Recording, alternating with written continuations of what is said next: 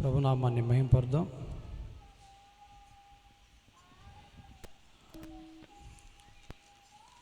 మనందరికీ వచ్చినటువంటి పాట పునరుద్ధానుడా నా యేసయ్య, మరణము గెలిచి బ్రతికించి నన్ను అనేటువంటి పాట అందరం కూడా కలిసి చక్కగా పాడుతూ ప్రభునామాన్ని మహింపరుద్దాం.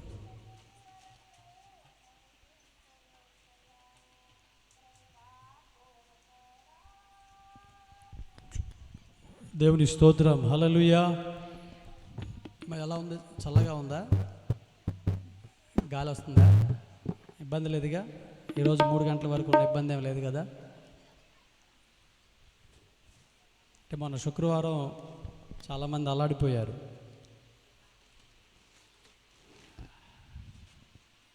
ఎందుకంటే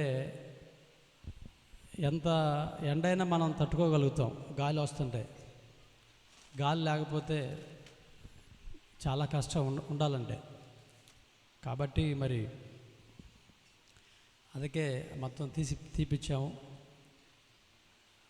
రేపటి నుంచి మరలా కుక్కలు రాకుండా మీరే కాపలా ఉండండి అక్కడ, లేకపోతే మూసేస్తాం.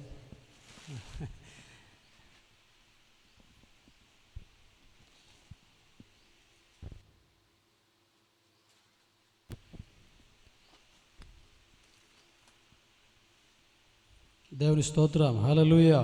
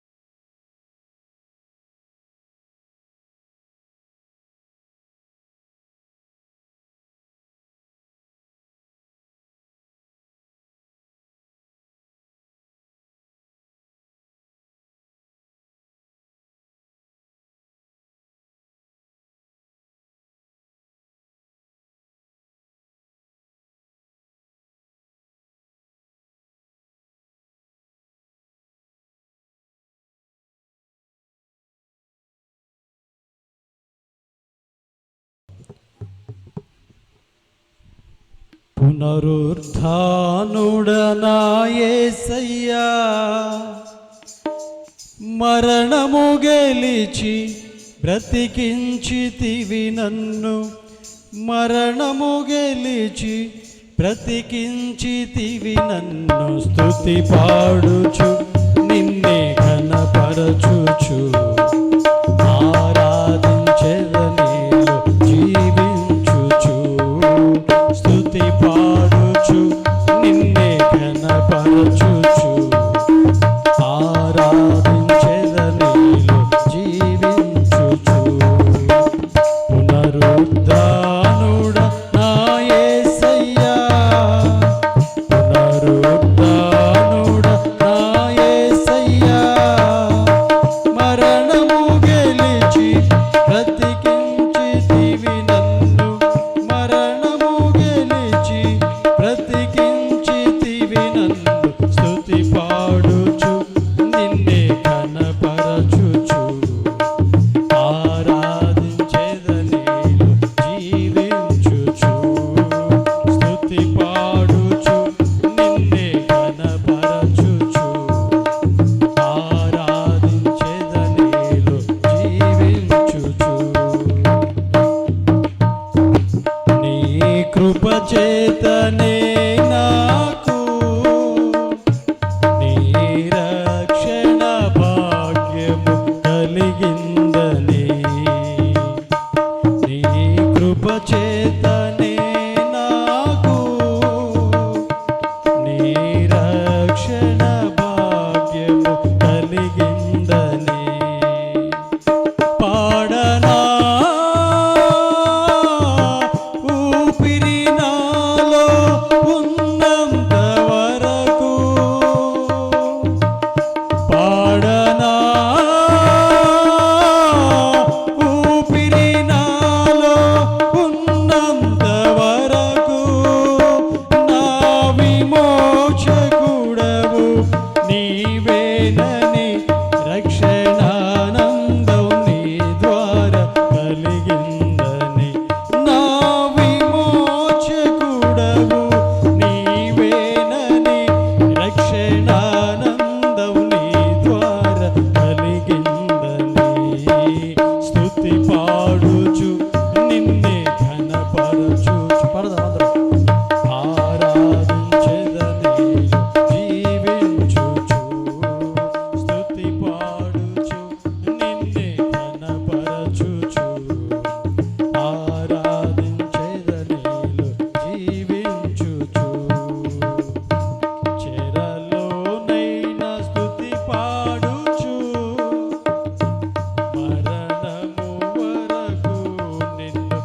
ప్రకటించేదా, చెరలోనైనా స్తుతి పాడుచు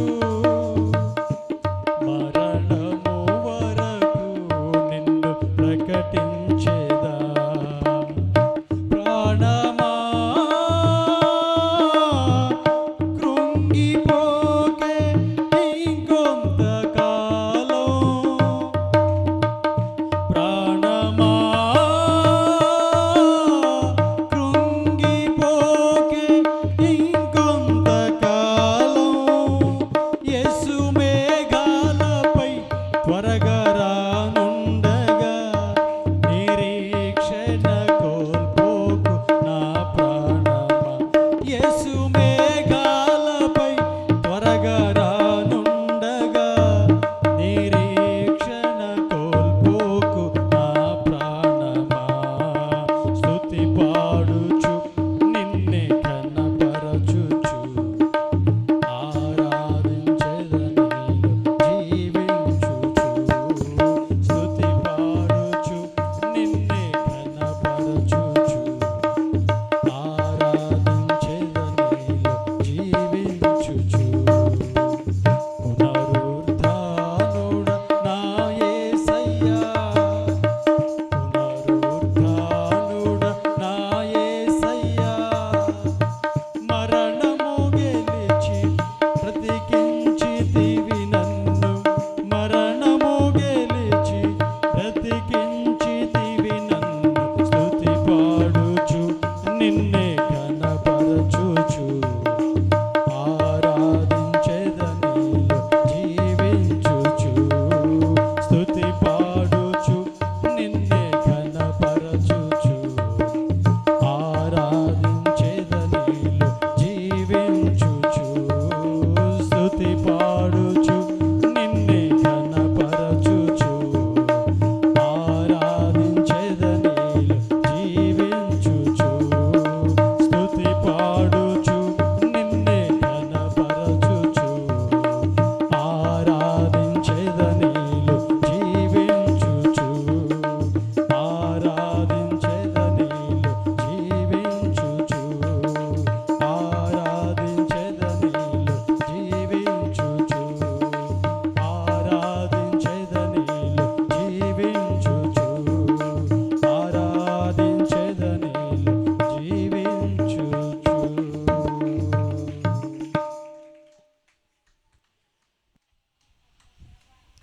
ఆయన పునరుద్ధానుడై మనందరికీ పునరుద్ధాన బలం అనుగ్రహించినటువంటి ప్రభుకు ఒకసారి చప్పలు కొట్టి ఆయన నామాన్ని మహింపడదాం. స్తోత్రం స్తోత్రం.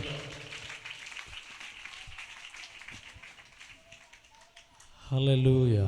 అదేవిధంగా అందరూ ప్రార్థనలు ఏకీభవించండి, ప్రార్థన చేద్దాం.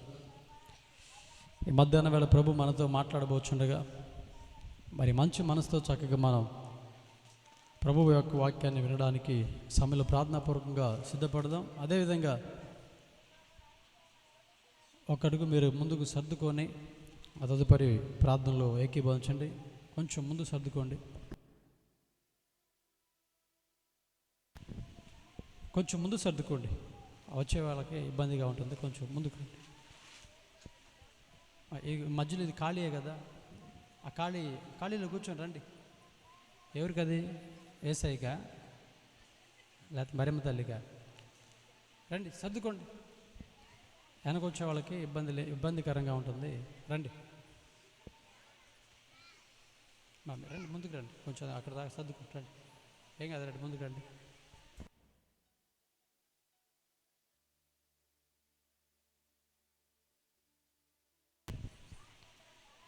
సర్దుకొని కూర్చోండి అందరు లైన్లో. ఇంకా మన సహోదరులు వారు కొంచెం తల పోసుకోవటం ఆలస్యమయ్యి రాలేకపోయారు, వస్తూ ఉన్నారు, దారిలో ఉన్నారు. కొందరికి ట్రైన్ బస్సు అందలేదు, అందుకని వాటి కోసం ఎదురు చూస్తున్నారు. వస్తారు తప్పకుండా. కనుక నిరీక్షణ కలిగి వారికి మనం స్థలం విడిచిపెడదాం.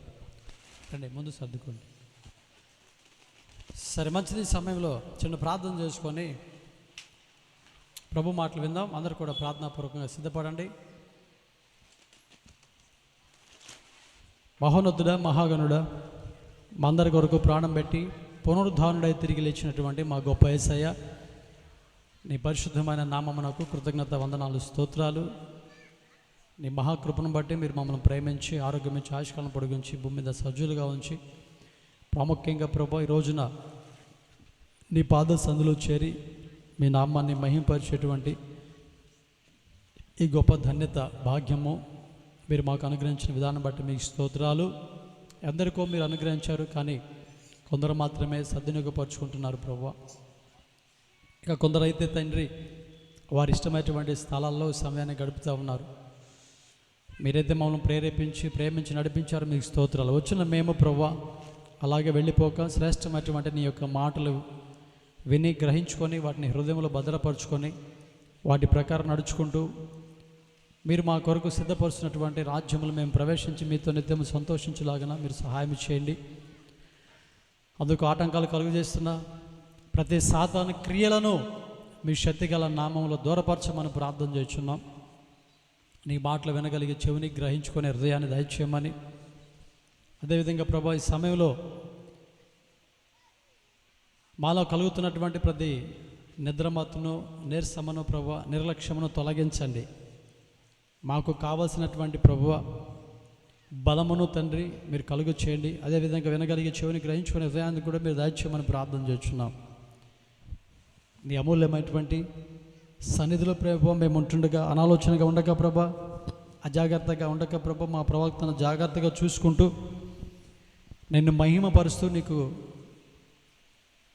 మాదిరికరంగా మేము జీవించడానికి కృప దయచేయండి.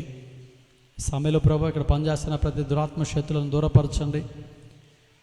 మీ యొక్క సన్నిధిలో ప్రభా మీరు మమ్మలను బలపరచమని ప్రార్థన చేస్తున్నాం. నీ మాటల్లో ఉన్న మాధుర్యాన్ని మేము గ్రహించి వాటి ప్రకారం మేము నడుచుకోవడానికి కృప దయచేయండి. అదేవిధంగా నీ పక్షమున నిలబడినటువంటి నన్ను కూడా మీరు జ్ఞాపకం చేసుకోండి. ఎవరికి ఏ మాటలు కావాలో నా ద్వారా ప్రభా మీరే మాట్లాడి ప్రతి వారిని ప్రభా ఆత్మీయంగా బలపరచమని ప్రార్థన చేస్తున్నాం. ప్రాముఖ్యంగా నా ద్వారా పలుకుతున్న మాటలు మీ మాటలని ప్రజలు గ్రహించి వాక్యమును అపార్థము చేసుకోక ప్రభు అర్థం చేసుకొని నీ యొక్క వాక్యపు వెలుగులో నడుచుకోవడానికి కృప దయచేయమని ప్రార్థన చేస్తున్నాం. అంతరంగంలో ఉన్న ప్రతి పాపమును మీరు తీసివేయండి. రక్షణ లేని బిడ్డలకు రక్షణ దయచేయండి. రక్షణ పొందిన బిడ్డలను ప్రభు ఆత్మీయంగా మీరు బలపరచమని ప్రార్థన చేస్తున్నాం. ఈ సమయంలో తండ్రి మీ యొక్క సన్నిధిలో మేము ఉంటుండగా మీరే మమ్మలను శరీర సంబంధంగా ఆత్మ సంబంధంగా ప్రభా బలపరిచి ముందుకు నడిపించి సహాయం చేయమని యేసు నామములో అడుగుచున్నాము తండ్రి, ఆమేన్.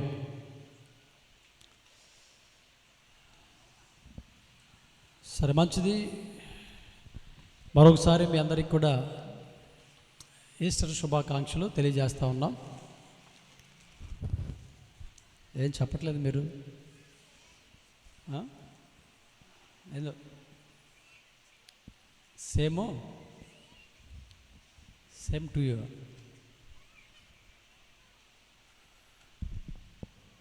అంతేనా? ఈస్టర్ అంటే ఏంటి? అసలు ఈస్టర్ అనేటువంటి పదం బైబిల్ గ్రంథంలో ఉందా?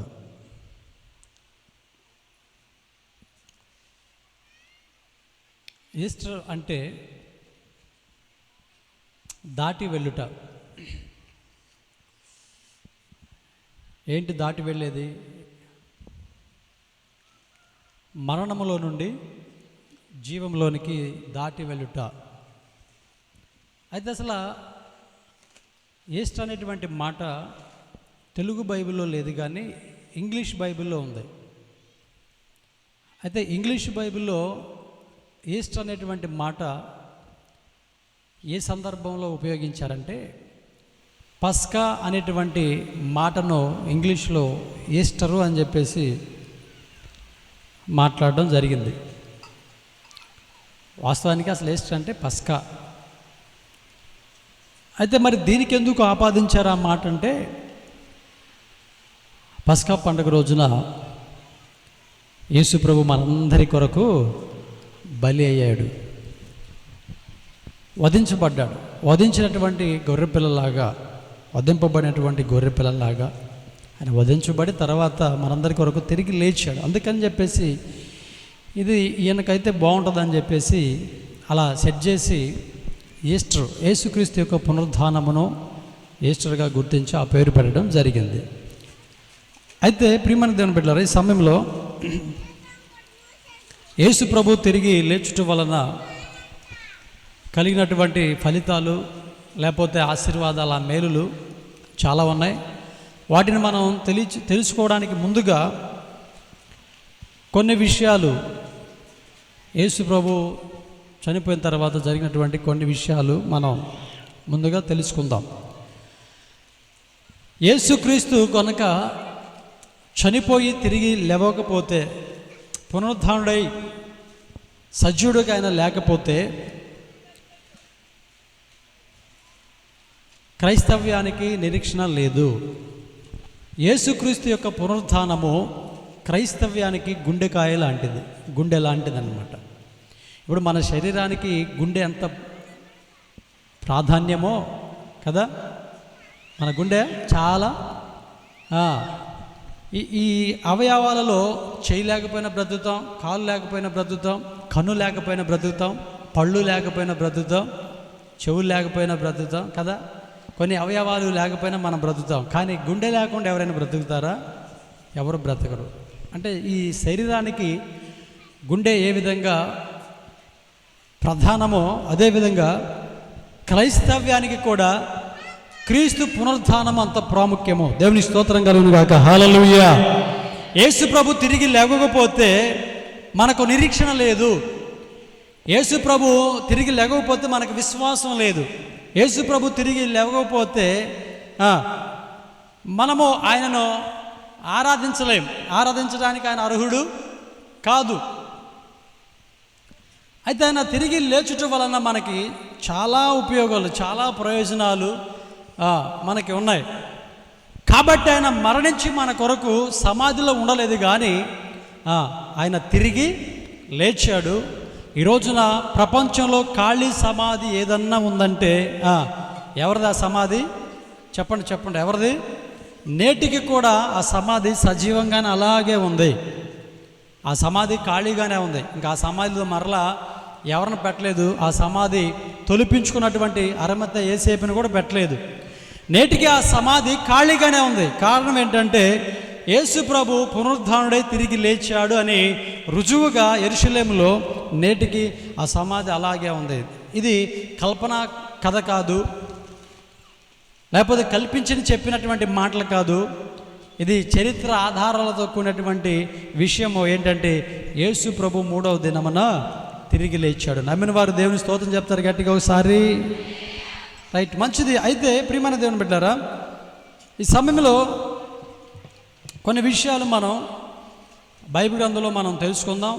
దానికంటే ముందుగా మిమ్మల్ని కొన్ని ప్రశ్నలను అడిగి ఆ తర్వాత ఆ ప్రశ్నలకు సమాధానం మనం తెలుసుకొని ఆ తర్వాత యేసు ప్రభు లేచుట వలన ఆయన పునరుద్ధానపు వలన మనకి కలిగినటువంటి ప్రయోజనం ఏంటో ఒకసారి మనం తెలుసుకుందాం. మొట్టమొదట యేసు ప్రభు కల్వరి శిలువలో ఉదయం 9 గంటల మొదలుకొని మధ్యాహ్నం 3 గంటల వరకు, అనగా 6 గంటలు శిలువ పైన ఉన్నాడు. తర్వాత శిలువను మోస్తూ ఒక మాట, అదేవిధంగా శిలువ పైన 7 మాటలు మాట్లాడి తన ఆత్మను తండ్రికి అప్పచెప్పాడు. చనిపోయాడు. చనిపోయిన తర్వాత మరి ఆయన శిలువలోనే ఉండలేదు, కానీ ఆయన సమాధి చేయబడ్డాడు. Okay, right. అయితే ఈ సమయంలో నేను మిమ్మల్ని అడిగే ప్రశ్న ఏంటంటే, యేసు ప్రభుని సమాధి చేసింది ఎవరు? చెప్పాలి. ఇంకొకసారి చెప్తున్నాను, యేసు ప్రభుని సమాధి చేసింది ఎవరు? ఎవరు సమాధి చేశారు? మీకు తెలిసిందే చెప్పండి. ఎందుకంటే మీకు తెలిసింది అనుకోండి, నేను మరలా దాన్ని వివరించాల్సిన పని లేదు. ఇంకొక పాయింట్లోకి వెళ్ళిపోతా, తొందరగా మనం ముగించుకోవడానికి అవకాశం ఉంటుంది. సరేనా? చెప్పండి, ఎవరు యేసు ప్రభుని సిలువ వేశారు? ఎవరు తెలుసు కదా. అయితే ఎవరు సమాధి చేశారు యేసు ప్రభుని?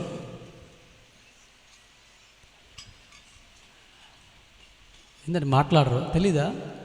సరే, ఒకవేళ బయట వాళ్ళు అడిగారు అనుకోండి, వాళ్ళకి తెలియని వాళ్ళు ఎవరు మిమ్మల్ని అడిగారు అనుకోండి, అమ్మ మీరు ప్రార్థనకి వెళ్ళేవాళ్ళు యేసు ప్రభుని ఎవరు సమాధి చేసిందని అడిగారు అనుకోండి, ఏం చెప్తారు మీరు సమాధానం? ఎవరు అక్కడ ఉండే వాళ్ళు వేసే సమాధి చేశారులే అని చెప్తారా? ఎవరు చెప్పండి? సరే, మధ్యలేని మరియా ఎవరు? హరిమత యేసేపా? ఎవరు అప్పుడప్పుడు వస్తాడా హరిమత యేసేపు రాయన? ఎవరండి? సరే చూద్దాం. మీరు సమాధానం చెప్పట్లేదు కాబట్టి నేనే చెప్తా, చేసేదే ఉంది. లేకపోతే మైక్ ఏమైనా ఇవ్వట్లేదని ఫీల్ అవుతున్నారా? చెప్పండి. మైక్ వెతుకు, మైక్ కూడా రెడీలో ఉంది, ఏమంటారా? తీసుకొని చెప్తారా? మైక్ తీసుకొని చెప్పే కాడికి నువ్వు ఎందుకు అక్కడ నిలబడ్డాం, మేమే నిలబడేవాళ్ళు అంటారా? సరే, మంచిది. దేవుని స్తోత్రం, హల్లెలూయా. మీకు తెలుసు కానీ మీరు చెప్పట్లా. మీకు అన్ని విషయాలు తెలుసు కానీ మీరు బయట పెట్టలేదు. చూడండి ఒకసారి యోహాను సువార్త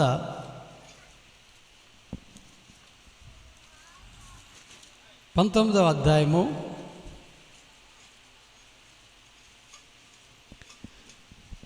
చాలామంది యేసు ప్రభుని సమాధి చేసింది శిష్యులు అని చెప్పేసి అంటారు. కాదు. యోహాను సువార్త 19వ అధ్యాయం 38వ వచనం చదువుదాం. అటు తర్వాత యూదుల భయము వలన రహస్యముగా యేసు శిష్యుడైన అరిమత యేసేపు తాను యేసు దేహమును తీసుకొని పోవుటకు పిలాతు వద్ద సెలవడిగాను. పిలాతు సెలవిచ్చను గనుక అతడు వచ్చి యేసు దేహమును తీసుకొని పోయాను. మొదటి రాత్రి వేళ ఆయన ఎద్దుకు వచ్చిన నికోదేము కూడా బోళముతో కలిపిన అగరు రమారమి 150 సేర్లు ఎత్తును తెచ్చాను. అంతటా వారు యేసు దేహమును ఎత్తుకొని వచ్చి యూదులు పాతిపెట్టు మర్యాద చొప్పున ఆ సుగంధ ద్రవ్యములు దానికి పూసి నారబట్ట చుట్టిరి. దేవుని స్తోత్రం చెప్తారు గట్టిగా ఒకసారి. ఎవరు యేసు ప్రభుని సమాధి చేసింది? యేసు ప్రభు శిష్యులు కాదు. అంటే మీరు అపార్థం చేసుకోవద్దు. యేసు ప్రభుకి 2 విధాలుగా శిష్యులు ఉన్నారు. యేసు ప్రభుకి 2 విధాలుగా శిష్యులు ఉన్నారు. వారిలో మొదటి శిష్యులు బహిరంగంగా ఉండేటువంటి శిష్యులు. అంటే యేసు ప్రభుతో తిరుగుతూ ప్రజలందరికీ కనబడతారన్నమాట. వాళ్ళు ఎవరు మీకు తెలుసు కదా? 12 మంది శిష్యులు. ఈ 12 మంది శిష్యులు బహిరంగంగా అందరికీ కనబడతారు. అందరూ వీళ్ళు యేసు ప్రభు శిష్యులు అని చెప్పేసి అంటారు. కానీ యేసు ప్రభుతో తిరగకుండా ఉండేటువంటి శిష్యులు ఉన్నారు. వారు రహస్య శిష్యులు. ఎవరు చెప్పండి? ఎవరు? ఈ విషయాలు మీలో చాలామందికి తెలియదు, కొత్త విషయాలు. మీకోసం ప్రయాసపడి ప్రార్థన చేసి అన్ని కష్టపడి సమకూర్చుకొని తెచ్చినాయి. మీరు అజాగ్రత్తగా ఉండవద్దు, జాగ్రత్తగా చక్కగా వినండి. ఇక్కడ ఉన్న వాళ్ళు దేవుని స్తోత్రం చెప్పండి, 2 చేతులు ఎత్తి. ఇక్కడ లేనోళ్ళు గట్టిగా చప్పలు కొట్టండి. అంటే ఇక్కడ లేనోళ్ళు అంటే ఇక్కడ మనసు లేనోళ్ళు. కొంతమందికి బాడీ ప్రజెంట్ చెప్పలే, మైండ్ అంతకుముందు ఆ దారి కనపడకుండా మూసేసేది. ఇప్పుడు ఎవరు వస్తున్నారు, ఎవరు వెళ్తున్నారు మొత్తం కనబడుతూ ఉంటుంది. అమ్మ మీ దృష్టి అటు కాదు, ఆ కోళ్ళు కుక్కలు లేకపోతే అటు కాదు, లేకపోతే ఆ మురిక్కలు ఎందుకు కొంచెం స్మెల్ లాగా ఉంది అన్నీ పట్టించుకోబాకుండా ఇటు చూడండి. కాసేపు 1 గంట అనగా ఆ పలహారం వచ్చేదాకా, అది ఎప్పుడు వస్తుందో నాకు అది వచ్చినప్పుడు నేను వదిలిపెడతాను. మరి అది మీరు తీసుకోకుండా వెళ్తే అట్లా దాదాపు దానికి 4,000 రూపాయలు ఖర్చు పెట్టారు. అర్థమవుతుందా? యేసు ప్రభుకి 2 రకాల శిష్యులు ఉన్నారు. ఒకటేమో బహిరంగ ఉండేటువంటి శిష్యులు అన్నమాట. అంటే ఎప్పుడు ఆయనతో పాటు తిరిగేటువంటి వాళ్ళు. అయితే రహస్యంగా ఆయనతో శిష్యరికం చేస్తున్నటువంటి వారు ఉన్నారు. బహిరంగంగా శిష్యులేమో 12 మంది అయితే రహస్య శిష్యులు ఎంతమంది? 2. వారిలో ఒకరు యేసేపు అనగా అరిమత యేసేపు. రెండవది ఎవరు తెలుసా? నికోదేము.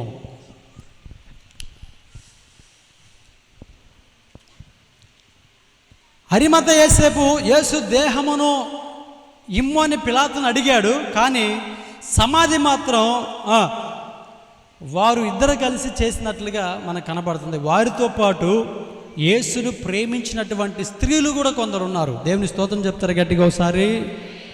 వాళ్ళు కలిసి ఏం చేశారంటే చక్కగా యేసు దేహాన్ని యూదుల ఆచార ప్రకారం ఆ దేహానికి ఏమి చేయాలో, ఏం పూయాలో, ఏం ధరించాలో మొత్తం అన్నీ కూడా చేసి చక్కగా సమాధి చేశారు. వారు ఎవరంటే ప్రాముఖ్యంగా అరిమత యోసేపు, అదేవిధంగా ఎవరు, నికోదేమో.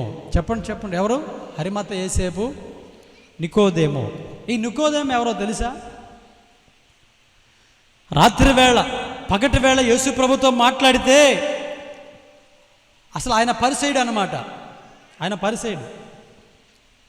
పరిసయ్యులు యేసు ప్రభుకు వ్యతిరేకులు. యేసుక్రీస్తుకి ప్రశ్నలు వేసేవారు.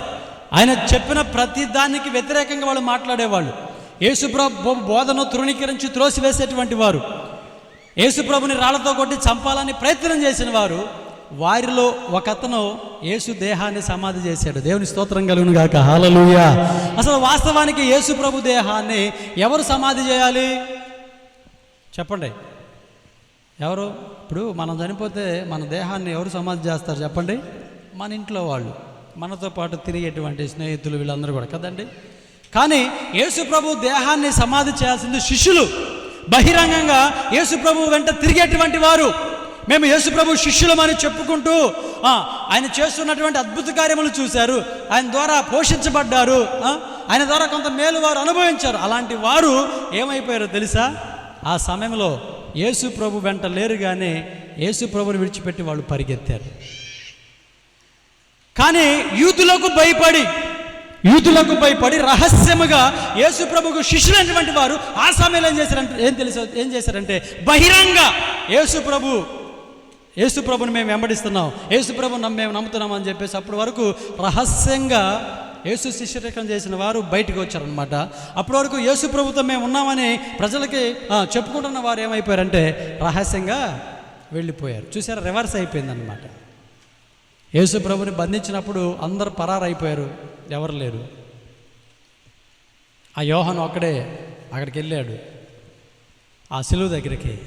తర్వాత తల్లిని అప్పచెప్పే పాటికి ఇంకా ఆయన తల్లిని చూసుకుంటే ఇంకా అలాగ ఉండుండవచ్చు. కానీ ఆయన యొక్క దేహమును తీసుకొని సమాధి చేసింది అరిమత యోసేపు, అదేవిధంగా నికోదేమో. ఈ నికోదేమో ఎవరంటే పరిసయ్యుడు. యేసు ప్రభుకు వ్యతిరేకంగా ఉన్న గుంపులలో ఒకడనమాట ఇతడు. కానీ అతడు యేసు ప్రభు పక్షమున నిలబడి ఉన్నాడు. దేవుని స్తోత్రం కలుగును గాక. హల్లెలూయా. యేసు ప్రభుకి వ్యతిరేకమైన గుంపులో నుండి వచ్చి అతడు యేసు ప్రభు దేహాన్ని సమాధి. ఒక్కొక్కసారి అండి ఈ పరిచర్య కూడా ఎట్లా ఉంటుందంటే, బాప్తిసం తీసుకున్న వాళ్ళు, ఎప్పుడు నాతో ఉండేవాళ్ళు కొన్నిసార్లు ఈ పరిచర్యలో పాలు పంపులు పొందరు. ఎవరంటే లోకల్లో ఉన్నటువంటి ప్రజలు ఒక్కొక్కసారి ఈ పరిచర్యం చేస్తూ ఉంటారు. ఒక్కొక్క ఆల్ నైట్కి ఈ బయట ఉన్నటువంటి యవనస్తులే వస్తారు. ఈ బాప్తిసం తీసుకున్న వాళ్ళు, నాతో ఉండేవాళ్ళు రారు, ఒక్కొక్కసారి కనపడరు. ఆ సందర్భాలలో బయట ఉండేటువంటి వారు అన్నమాట. వారు లోకంలో వాళ్ళకి రక్షణ లేదు, బాప్తిసం లేదు, త్రాగుతూ ఉంటారు, బీడీలు తాగుతారు, మందు, అన్ని రకరకాలు చేస్తారు. అయినా కూడా వాళ్ళు ఆ సమయానికి వచ్చి ఆ దేవుని పని పూర్తి చేసి వెళ్ళిపోతారు. అది దేవుని చిత్తం. దేవునికి స్తోత్రం కలుగును గాక. హల్లెలూయా. అంటే ఆ సమయానికి దేవుడు ఏం చేస్తాడంటే వారిని కూడా వాడుకుంటాడు, నడిపిస్తాడు. రైట్, మంచిది. వారు అలా పనిచేసి తర్వాత రక్షణ పొందితే వారికి శ్రేష్టమైన మేలు. వారు ఆ పాపంలో ఉండి అలా దేవుని పని చేసి వెళ్ళిపోతే వాళ్ళకి ప్రయోజనం ఉండదు. కానీ వారు కూడా రక్షణ పొందితే చాలా శ్రేష్టమైన మేలుగోలు వాళ్ళు కూడా పొందుకుంటారు. అయితే ఎందుకు బాప్తిసం తీసుకున్నా అంటే వాళ్ళు ఒక్కొక్కసారి దూరం పనులకు వెళ్తారు, రాలేని పరిస్థితి, కొన్ని ఇబ్బందికరమైన పరిస్థితులు ఉంటాయి, రాలేని పని వారికి చేయాలని ఉంటుంది. కానీ పనులకు వెళ్ళి రాలేక వాళ్ళు చేయలేరు. అలాంటప్పుడు పని ఆగిపోకుండా దేవుడు ఏం చేస్తూ ఉంటారంటే రక్షణ పొందిన వారు రాకపోయినా రక్షణ లేనటువంటి వారిని ఏం చేస్తాడు, తీసుకొని వస్తాడు. వాస్తవానికి యేసు ప్రభుని ఎవరు సమాధి చేయాలంటే యేసు ప్రభు శిష్యులు చేయాలి. కానీ అక్కడ యేసు ప్రభు శిష్యులు రహస్యంగా ఉన్నటువంటి శిష్యులు చేశారు, కానీ బహిరంగ ఉండేటువంటి శిష్యులు మాత్రం చేయలేదు. ఎందుకంటే ఇక్కడ ఏమైందంటే మొదటివారు కడపటివారు, కడపటివారు మొదటివారు. అంటే బహిరంగంగా ఉండేవాళ్ళేమో రహస్యంలోకి వెళ్ళిపోయారు. రహస్యంగా యేసు ప్రభుని ఆరాధించే వాళ్ళు ఏమయ్యారంటే బహిరంగంగా వచ్చేసారనమాట. అబ్బా, ఎంత గొప్ప విషయం. వాళ్ళిద్దరు కలిసి చక్కగా ఏం చేశారు, రహస్యంగా యేసు ప్రభుతో మాట్లాడాడు అనమాట. అతడు యేసు ప్రభుకి వ్యతిరేకమైన గుంపులో ఉన్నప్పటికీ కూడా యేసు బోధలకు ఆకర్షితుడై, అదేవిధంగా హరిమత యోసేపు గొప్ప ధనవంతుడు. ఈ గొప్ప ధనవంతుడు ఒకవేళ తన ధనాన్ని బట్టి ఏమన్నా బయట యేసు ప్రభు తిరిగితే ఏమని అనుకుంటారో మరి ఎట్లా ఏదో సంగతి, కానీ సంథింగ్ ఆయన కూడా బహిరంగ యేసు ప్రభు శిష్యుడిగా ఉండడానికి ఇష్టపడలేదు. కానీ తర్వాత యేసు ప్రభు చనిపోయిన తర్వాత ఆయన తొలిపించుకున్నటువంటి తన సొంత సమాధిలో యేసు ప్రభుని సమాధి చేయాలని ప్రేరేపించబడిన వారై ఏం చేశారంటే పిలాతు యొద్దకు వెళ్ళి యేసు యొక్క దేహాన్ని అడిగి తీసుకున్నాడు. వీళ్ళిద్దరూ కూడా కలిసి చక్కగా సుగంధ ద్రవ్యాలు పూసి కొందరు స్త్రీలు యేసు ప్రభు సమాధి చేశారు. నికోదేమో యేసు ప్రభుని వ్యతిరేకించి గుంపులో ఉన్నప్పటికీ కూడా యేసు ప్రభుని సమాధి చేశాడు. ఎందుకంటే యేసుక్రీస్తు యొక్క బోధలు అతడు విని ఆయన చెప్పిందే సత్యమని గ్రహించాడు. ఒక సందర్భంలో పరిసయ్యులు సద్దూకాయలు వచ్చి మాట్లాడుతున్న సమయంలో ఆయన యేసు ప్రభు శిష్యులకు ఆయన సపోర్టుగా ఉండి యేసు ప్రభు వైపే మాట్లాడాడు, కానీ వాళ్ళ గుంపు వైపు మాట్లాడలేదన్నమాట. దేవునికి స్తోత్రం కలుగును గాక. హల్లెలూయా. అంటే రహస్యంగా యేసు ప్రభుకి ఆయన ఏం చేస్తున్నాడు? భక్తి చేస్తున్నాడు. ఈరోజు కూడా కొంతమంది ఉన్నారు రహస్యంగా భక్తి చేసేవాళ్ళు, ఈ రోజున కూడా ఉన్నారు. వారికి ఒక కులం అడ్డం వచ్చి, లేకపోతే ఒక కుటుంబంలో వాళ్ళు అడ్డం వచ్చి, లేకపోతే వారికి కొన్ని ఆటంకాలు కలిగి ఏం చేస్తూ ఉంటారంటే ఇంటి దగ్గరే యేసు ప్రభుని ఆరాధిస్తూ ఉంటారు. బహిరంగంగా బైబిల్ పట్టుకొని తిరగాలంటే తిరగలేరు. వాళ్ళు భయపడుతూ ఉంటారు. భర్తకో, లేకపోతే ఆ కులానికో, లేకపోతే ఆ సమాజానికో, లేకపోతే ఆ ఇంటి వారికో, బంధువులకో భయపడి ఏం చేస్తూ ఉంటారంటే రహస్యంగా అలా చేస్తూ ఉంటారు. కానీ ప్రియమైన దేవుని బిడ్డలారా, ఏదో ఒక రోజున మనం బహిరంగంగా తప్పకుండా మనము క్రీస్తుని అంగీకరించవలసిన వారు. ఎందుకంటే ఆయనను అంగీకరించకపోతే రేపటి దినాన్ని ఆయన అంగీకరించడంట. రహస్యంగా మనం ఉండకూడదు.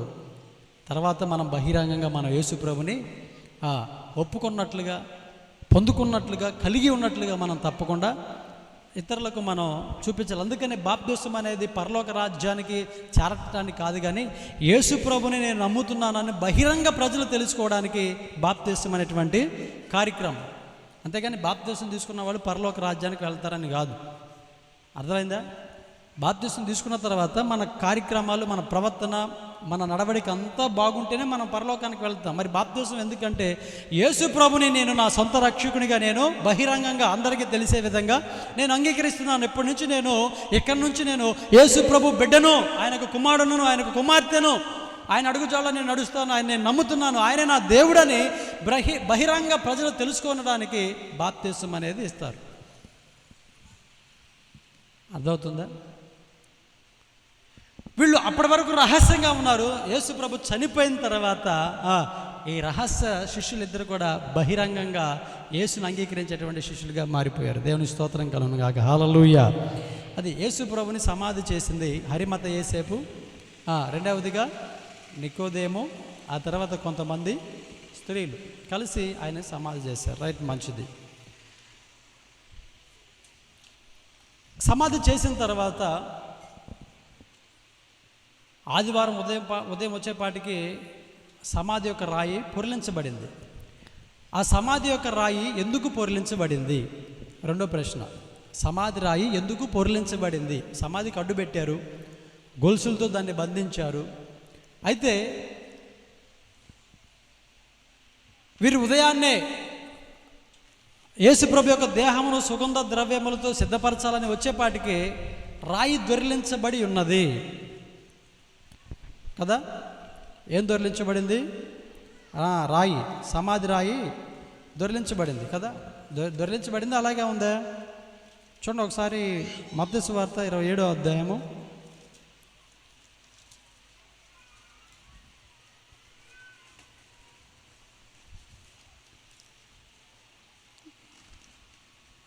22వ వచనం చూద్దాం. ఇదిగో ప్రభుదూత పరలోకం నుండి దిగి వచ్చి రాయి పొర్లించి దాని మీద కూర్చుండేను. చాలు రాయి పొర్లించబడిందని రాయబడింది. రైట్. రాయి ఎందుకు పొర్లించబడింది పాస్టర్ గారు? అది కూడా మీకు తెలీదా?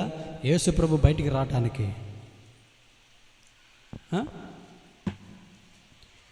మీలో కొంతమంది అలాగే అనుకుని ఉంటారు కదా.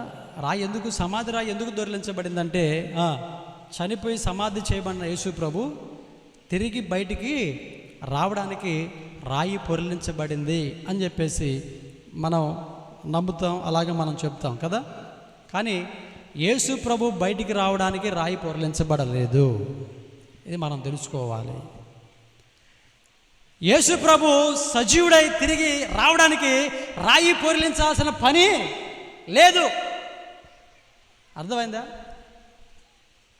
అసలు రాయి ఎందుకు పెడతారు సమాధికి? యేసు ప్రభుని సమాధి చేసి రాయి పెట్టారు కదా, అసలు రాయి ఎందుకు పెట్టారు?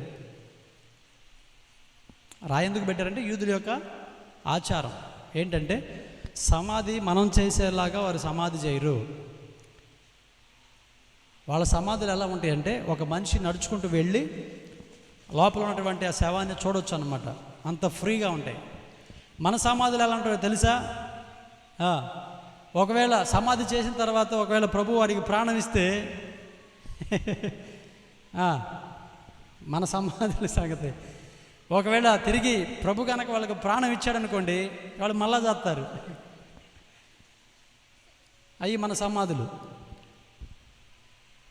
వారి యొక్క సమాధులు ఎట్లా ఉంటాయంటే ఫ్రీగా ఉంటాయి. మరలా ఒకవేళ ప్రాణం వస్తే తిరిగి బయటికి రావచ్చు అన్నమాట. అందుకని ప్రత్యేకంగా ఒక మనిషి వెళ్ళి రావడానికి వీలుగా విశ్రాంతిగా సమాధులు ఉంటాయి. వాస్తవం చెప్పుకోవాలంటే ఒక బెడ్రూమ్ అంతా ఉంటాయి అన్నమాట. అంత సమాధులు వాళ్ళు తొలిపించుకుంటారు. ఎందుకు అలా అంటే వారికి పునరుద్ధానం ఉందని తిరిగి లెగుస్తారనేటువంటి ఒక నిరీక్షణ ఉంది, కానీ అది నమ్మల వాళ్ళు. యేసు ప్రభు చెబుతుంటే నమ్మల, కానీ వాళ్ళకి ఉందన్నమాట. అలాగా ఉంటే మరలా తిరిగి లేచినప్పుడు మరలా ప్రశాంతంగా బయటికి రావచ్చు అని. కానీ మన భారతదేశంలో మన వాళ్ళకి అది లేదు కాబట్టి ఏం చేస్తారంటే ఒక దెబ్బకు బయటికి రాకుండా 5-6 అడుగులు గుంత తీసి ఆంతులు పెడతారు అందులో. కానీ మన నిరీక్షణ ఏంటంటే శరీరం కుళ్ళిపోయిన తర్వాత మహిమ దేవంతో మనం లెగుస్తామని. దేవుని స్తోత్రం కలుగును గాక. హల్లెలూయా. చూడండి, ఇప్పుడు లాజరు కూడా చనిపోయారు. లాజరు కూడా చనిపోతే ఏం చేశారంటే లాజరుని సమాధి చేసి ఏం చేశారు? సమాధికి రాయిని అడ్డు పెట్టారు. లోకాసు వార్తలు మనం చూస్తే మాట, యోహాను సువార్తలు మనం చూస్తే అర్థం, సమయం లేదు కానీ చదవద్దు, మనందరికి తెలిసిన విషయమే కదా. యేసు ప్రభు వచ్చినప్పుడు ఏమన్నాడు? ఆ రాయిని పొర్లించండి అని చెప్పేసి అన్నాడు. అంటే యూదులు ఎవరు చనిపోయినా ఆ విధంగానే సమాధి చేసి రాయి పెడతారనమాట. వాళ్ళ సమాధి ఫ్రీగా ఉంటుంది చక్కగా. ఆ తర్వాత అప్పుడప్పుడు వీళ్ళు రాయి తీసి ఏం చేస్తారంటే ఆ శవానికి సుగంధ ద్రవ్యాలు పూస్తారనమాట. అంటే ఎక్కువ కాలం ఆ శవం చెడిపోకుండా చక్కగా మంచిగా ఉంటుంది అన్నమాట. వాళ్ళు అలాంటి సుగంధ ద్రవ్యాలు పూస్తారు. అందుకనే ఈజిప్ట్లో మనం చూస్తే రాజులు చనిపోయినప్పుడు వారి యొక్క ఈ మధ్య తవ్వుతున్నప్పుడు వారి శవాలు కూడా కొన్ని కుళ్ళిపోకుండా కొంచెం ఆకారాలు కలిగి ఉన్నట్లుగా మనం చూస్తాం. వాటిని మమ్మీలు అని చెప్పేసి అంటారు. అదేవిధంగా వారు కూడా ఆ రోజున శరీరాలు కుళ్ళిపోకుండా ఏం చేస్తూ ఉంటారంటే కొంతకాలం సుగంధ ద్రవ్యాలు పూస్తూ ఉంటారు. ఆ రాయిని తీసి మట్టిలో పెట్టారనుకోండి, మట్టి ఎక్కడ తీస్తారు పద్దాకలా, తర్వాత మట్టిలో పెడితే ఏమైపోద్దంటే శరీరం కుళ్ళిపోతుంది. అందుకని వాళ్ళు ఒక రాయి మీద పెడతారనమాట. సమాధులు కూడా కొండల్లో ఉంటాయి.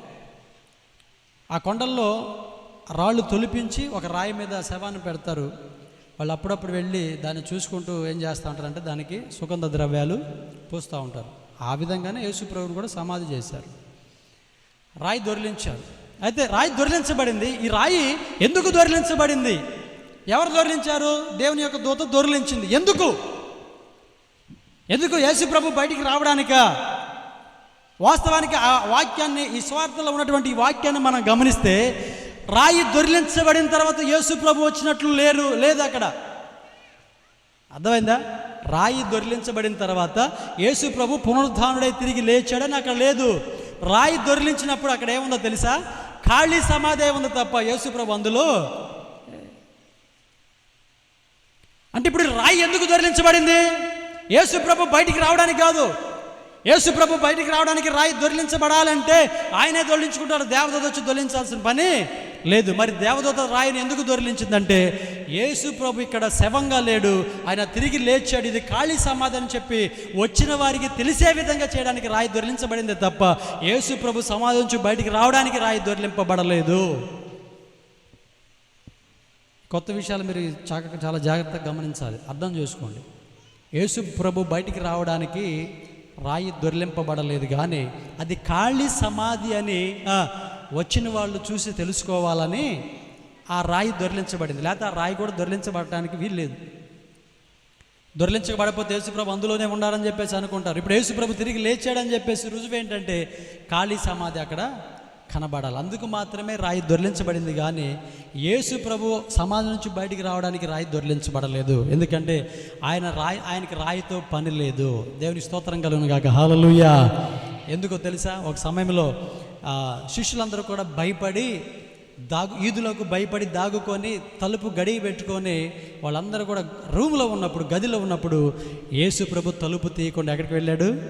చెప్పాలి గట్టిగా, ఎక్కడికి వెళ్ళాడు? రూమ్లోకి వెళ్ళిపోయాడు. అప్పుడు వాళ్ళు ఏం చేశారు తెలుసు? అమ్మో భూతం, అమ్మో దెయ్యం అని చెప్పేసి కేకేశారు. ఎందుకంటే యేసుప్రభు అయితే తలుపు తీసుకొని వచ్చేవాడు, ఇప్పుడు తలుపు తీయకుండా వచ్చాడంటే ఖచ్చితంగా ఇది భూతం అయి ఉంటుందని చెప్పేసి భయపడ్డారు. అందుకని ఆయన అంటాడు, నేను భూతాన్ని కాదు, దెయ్యాన్ని కాదు, కావాలంటే నా శరీరానికి ఉన్న గాయాలు భూతానికి ఉండవు, కావాలంటే చూసుకోండి అని చెప్పేసి అన్నాడు. అంటే యేసుప్రభు బయటికి రావడానికి రాయి తీయాల్సిన అవసరం లేదు. అంటే యేసు బయటికి రావడానికి రాయి తీశారని చెప్పేసి చాలామంది తప్పుడు బోధలు చేస్తూ ఉంటారు, అపార్థం చేసుకుంటారు. వారి వాక్యం తెలియక వాళ్ళకి. యేసుప్రభు బయటికి రావడానికి రాయితో పని లేదు, అడ్డుపెట్టిన రాయితో పని లేదు. రాయి ఉండాయన రాగలడు, తలుపు ఉండాయన లోపలికి వెళ్ళగలడు. ఎందుకంటే ఆయన శరీరము మహిమ శరీరం అన్నమాట. ఒక్కొక్కసారి ఆయన శరీరము మామూలు శరీరంగా మారిపోతుంది, తర్వాత ఒక్కొక్క సమయంలో మహిమదేహంగా మారిపోతుంది. తెలుసా మీకు? తర్వాత అక్కడ ఆయన లోపలికి వచ్చిన తర్వాత మీరు చూడండి అని చెప్పేసి తోమతో ఒక సందర్భాలు అన్నప్పుడు తోమ ఏళ్ళు పెట్టి చూశారు. అప్పుడు అది మహిమ శరీరం కాదు. ఏ శరీరమో అది? మామూలు శరీరమే. కానీ తలుపులు వేసినప్పుడు లోపలికి వచ్చినప్పుడు మాత్రము మహిమ శరీరంతో వచ్చాడు. కాబట్టి రెండవది ఏంటంటే, రెండవ ప్రశ్న, దానికి సమాధానం, రాయి ఎందుకు పరిలించబడిందంటే యేసుప్రభు బయటికి రావడానికి కాదు, కానీ యేసుప్రభు తిరిగి లేచాడని ఖాళీ సమాధి మూడో రోజున అందరూ చూడాలని చెప్పేసి రాయి పొరలించబడింది. దేవుని స్తోత్రం కలుగును గాక. హల్లెలూయా. ఆ తర్వాత మనం ఆలోచన చేస్తే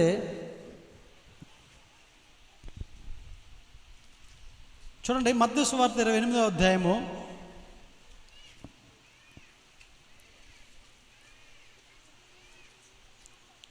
65వ వచనం మనం చదువుదాం. 27, 65. అందుకు పిలాతు, కావలి వారు ఉన్నారు కదా, మీరు వెళ్ళి మీ చేతనంత మట్టుకు సమాధిని భద్రము చేయడని వారితో చెప్పాను. వారు వెళ్ళి కావలి వారిని కూడా ఉంచుకొని రాతికి ముద్ర వేసి సమాధిని భద్రం చేశారు. యేసు ప్రభు సమాధిని ఎందుకు భద్రం చేశారు? వాస్తవానికి సమాధి చేయబడిన తర్వాత రాయి పొరలించి ఎవరింటికి వాళ్ళు వెళ్ళిపోతారు. కానీ ఇక్కడ అలా వెళ్ళలేదు. రాయి పొరలించిన తర్వాత ఏం చేశారంటే దాన్ని గొలుసులతో బంధించారు. రాయిని, ఆ రాయి ఎవరు తీయకుండా గొలుసులతో బంధించారు. తర్వాత ఏం చేశారంటే దానికి ముద్ర వేశారు. ఎవరు తీయకుండా ముద్ర వేశారు. తర్వాత ఏం చేశారంటే దానికి సెక్యూరిటీని పెట్టారు, కావలి వారిని పెట్టారు. ఎందుకు పెట్టారు? అట్లా ఎవరి సమాధికి కావలి ఉండదు, ముద్ర ఉండదు, తర్వాత రాయిని ఎవరు బంధించరు. అందుకని అక్కడ లాజరు సమాధి మనం చూసినప్పుడు రాయిని పొరలించండి అని చెప్పేసి అన్నాడు, కానీ అక్కడ ఉన్నటువంటి వాటిని మీరు తీసేయండి అని చెప్పేసి అనలేదు. దానికి గొలుసులతో రాయిని బంధించాల, జస్ట్ అడ్డం పెట్టారు అంతే. కానీ ఇక్కడ యేసుప్రభు యొక్క సమాధి అయిపోయిన తర్వాత ఏం చేశారంటే, యేసుప్రభు సమాధికి రాయి పెట్టిన తర్వాత రాయిని భద్రపరిచారు. అది భద్రంగా ఉండడం కోసం గొలుసులతో బంధించారు. ఆ తర్వాత దానికి రాజ్యం ముద్ర కూడా వేశారు. ఎందుకు అంత భద్రత? ఎందుకు అంత సెక్యూరిటీ? ఎందుకు కావలి వారు? సమాధికి ఎవరు కావలి ఉంటారని చెప్పండి. ఇప్పుడు మీ ఇంట్లో వాళ్ళు చనిపోయారు, సరే మా నాన్నగారు చనిపోయారు, మా నాన్న సమాధికి ఏమైనా మేము కావలి కాస్తున్నామా? మీ వాళ్ళు మీ కుటుంబ సభ్యులు కొంతమంది చనిపోయారు, వాళ్ళకి మీరు ఏమన్నా కాపలా కాస్తున్నారా? చెప్పండి, కాపలా కాస్తున్నారా? అప్పుడప్పుడు కాసేవాళ్ళు ఉంటారు. అంటే అక్కడ ఆట ఆడేవాళ్ళు, పార్టీ చేసుకునే వాళ్ళు కాపలా ఉంటారు. అంటే 24 గంటలు ఉండరుగా, వాళ్ళు కూడా కాసేపు ఉండి వచ్చేస్తారు, వాళ్ళు కూడా ఉండరు. సమాధికి ఎవరు కాపలా ఉండరు. కానీ ఆ రోజున కావలి కాశారు, సెక్యూరిటీని పెట్టారు, గొలుసులతో బంధించారు, ముద్ర కూడా వేశారు. ఎందుకు చేశారు ఇవన్నీ? చెప్పండి, ఎందుకు చేశారు? ఎందుకు చేశారంటే దానిపైన మాట రాయబడింది 63 చూడండి. అయ్యా, ఆ వంచకుడు సజీవుడై ఉన్నప్పుడు 3 దినములైన తర్వాత నేను లేచదనని చెప్పినది మాకు జ్ఞాపకం అన్నది. కాబట్టి 3వ దినము వరకు సమాధిని భద్రము చేయని ఆజ్ఞాపించుమో. చూసారా, ఎందుకు సమాధిని భద్రం చేశారంటే, ఎందుకు గొలుసులతో బంధించారంటే, ఎందుకు ముద్ర వేశారంటే, ఎందుకు సెక్యూరిటీ గార్డ్ని పెట్టారంటే, కావలవారిని పెట్టారంటే, మా జాగ్రత్త వినండి, ఇటు చూడండి. ఎందుకు భద్రం చేశారంటే, యేసు ప్రభు బ్రతికి ఉన్నప్పుడు ఒక మాట చెప్పాడు. ఏమని చెప్పాడు తెలుసా? ఈ దేవాలయమును పడగొట్టండి. చెప్పండి, ఈ దేవాలయమును పడగొట్టండి, నేను 3 దినముల్లో దీన్ని లేపుతానని చెప్పేసి అంటే, ఈ మాట యేసు ప్రభు శత్రులకు గుర్తుంది కానీ యేసు ప్రభు శిష్యులకు మాత్రం గుర్తులేదు. ఎంత విచిత్రం అండి! యేసు ప్రభు శత్రులకి ఈ విషయం గుర్తుంది. ఏమని? 3వ దినాన్ని ఆయన లేగుస్తాడని వారికి గుర్తుంది కానీ ఎవరికి గుర్తులేదు. మరి పిచ్చోళ్ళు కాకపోతే, తెలివి తక్కువలు కాకపోతే ఉదయాన్నే ఏం చేశారు? ఆయన దేహాన్ని సుగంధ ద్రవ్యాలతో భద్రం చేయాలని ఏం చేశారంట? సుగంధ ద్రవ్యాలు తీసుకుని వచ్చారంట. వీళ్ళు మర్చిపోయారు. ఆయన తిరిగి లేచి వెళ్ళిపోతారనేటువంటి ఆయన చెప్పిన మాట వీళ్ళు మర్చిపోయారు. కానీ ఎవరికి గుర్తుందో తెలుసా? ఎవరికి గుర్తుందో తెలుసా? శత్రువులకు గుర్తుంది. వాళ్ళు అంటున్నారు, అయ్యా, ఆ వంచకుడు అంటే మోసకుడు, మోసం చేసేవాడు అని అర్థం. వంచకుడు అంటే ఎవరు? మోసగాడు అని అర్థం. యేసుప్రభుని ఏమని మాట్లాడుతున్నారో తెలుసా వీళ్ళు? మోసగాడు. ఎవరు మోసం చేశాడండి యేసుప్రభు? ఆయన 33.5 సంవత్సరాలు భూమి మీద ఉన్నప్పుడు ఎవరిని మోసం చేశాడు? ఎవరిని మోసం చేయాల. కానీ వీళ్ళు చూడు ఎట్లా మాట్లాడుతున్నారు, ఎంత తేలిగ్గా మాట్లాడుతున్నారు, ఎంత దారుణంగా మాట్లాడుతున్నారు. ఆ వంచకుడు బ్రతికి ఉన్నప్పుడు ఏం చెప్పాడంటే, 3వ దినాన, ప్రియమైన దేవుని బిడ్డలారా, అదేవిధంగా క్రీస్తు యొక్క పునరుద్ధానం ఏంటంటే లేఖనములు ప్రకారము. ఆయన గురించి ముందుగా ప్రవచనాలు, ఆయన 3వ దినాన లేగుస్తాడనేటువంటి ప్రవచనాలు ఉన్నాయి. అదేవిధంగా కొరింథీయులకు రాసిన పత్రికలను మనం చూస్తే శిష్యులు కూడా చెప్తారన్నమాట. ఆ తర్వాత దూత కూడా చెప్పి, దేవని ఆయన మీ కొరకు శ్రమపడి చనిపోయి 3వ దినాన లెగుస్తాడనే విషయం మీకు ఆయన బ్రతికినప్పుడు చెప్పలేదా? యేసు ప్రభు కూడా చెప్తాడు, నేను మీ కొరకు చనిపోయి 3వ దినాన్ని లెగుస్తానని చెప్పేసి చాలాసార్లు శిష్యులతో అన్నాడు. కానీ వాళ్ళు మాత్రం, అందుకని ఆయన అంటాడు, మందమతుల్లారా అంటాడు. ఆయన ఏంటి? ఆయన ఒక ఇద్దరితో నడుస్తూ ఎంఐ మార్గంలో నడుస్తున్నటువంటి వారితో అంటాడు అనమాట. ఏమని? మందమతుల్లారా. నిజమే, ఇన్నిసార్లు చెప్పినండి మన మైండ్లకి మందాలే. అదే ఎవరన్నా ఏ మాట అన్నంటే మాత్రం అది మాత్రం ఏం చేస్తారు తెలుసా? ఖచ్చితంగా గుర్తుపెట్టుకుంటారు. కానీ వాక్యాన్ని మాత్రం అస్సలు గుర్తుపెట్టుకోరండి, అస్సలు గుర్తుపెట్టుకోరు. ఆయన బ్రతికున్నప్పుడు కూడా శిష్యులతో చెప్పాడు, నేను మీ కొరకు చనిపోతాను, మరలా తిరిగి లెగుస్తానని. అది వాళ్ళు మర్చిపోయి ఏం చేశారంటే సమాధి దగ్గరికి వచ్చారు.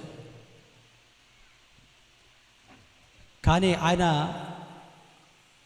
శత్రువులకు మాత్రం ఈ విషయం గుర్తుండి ఏమన్నారు తెలుసా? 3వ రోజున లెగుస్తా అన్నాడు. అందుకనే ఆయన లేగకుండా ఏం చేయాలంటే, రాయికి మీరు గొలుసులు కట్టాలి, తర్వాత సెక్యూరిటీ గార్డ్ని పెట్టాలి అని చెప్పేసి అప్పుడు సమాధిని భద్రం చేయాలని వారు ఆజ్ఞాపిస్తే పిలాతు వారికి అధికార ప్రకారంగా ఆ విధంగా చేశారన్నమాట. అందుకు ఆ భద్రత. కానీ వాళ్ళు ఎంత భద్రపరిచినా యేసు ప్రభు తన అన్నటువంటి మాట ప్రకారం ఆయన 3వ దినమున తిరిగి లేచాడు. ఆ సమయంలో కావలి వాళ్ళు చూశారు. అక్కడ ఉన్నటువంటి ప్రధానులు కూడా విషయం తెలుసు. మరణమును ఆయనను బంధించి ఉండుట అసాధ్యము. మరణపు ముళ్ళును విరిచి ఆయన పునరుద్ధానుగా తిరిగి లేచాడు. దేవునికి స్తోత్రం కలుగును గాక. హల్లెలూయా. ఎందుకు సమాధిని భద్రం చేశారు? వాస్తవానికి సమాధిని ఎవరు భద్రం చేయరు, ఎవరు కాపలా పెట్టరు, ఎవరు దానికి ముద్రలు వేరు. కానీ ఎందుకు వీళ్ళు యేసుప్రభు శరీర విషయమై లేకపోతే యేసుప్రభు యొక్క దేహం విషయమై అలా చేశారంటే, ఆయన బ్రతికి ఉన్నప్పుడు చెప్పాడు. ఆయన ఒక సవాలు విసిరాడు. ఏమంటే తెలుసా? మీరు దీన్ని పడగొట్టండి, నేను తిరిగి 3వ రోజున లేపుతానని సవాల్ చేశాడు. ఆ సవాలు ప్రకారమే ఆయన 3వ దినాన తిరిగి లేచాడు. దేవునికి స్తోత్రం కలుగును గాక. హల్లెలూయా. ఆయన తిరిగి లేచాడు. సజీవుడమైన వాణిని మీరు ఎందుకు మృతుల్లో వెతుకుతున్నారు? ఆయన ఇక్కడ లేడు, ఆయన చెప్పినట్లుగా లేచి ఉన్నాడు. ఆయన సమాధిలో లేడు. ఆయన లెగుస్తాడు, వెళ్ళిపోతాడు. లేకపోతే శిష్యులు వచ్చి తీసుకొని వెళ్ళి ఈయన లేచాడని చెప్పేసి అబద్ధ సాక్ష్యాలు చెప్తారని చెప్పేసి భద్రపరిచారు. కానీ సమాధి ఆయనను లోపల ఉంచుకోలేకపోయింది. ఆయన వెళ్ళిపోయాడు, తిరిగి లేచాడు. అయితే ఐదో విషయం ఏంటంటే, చూడండి,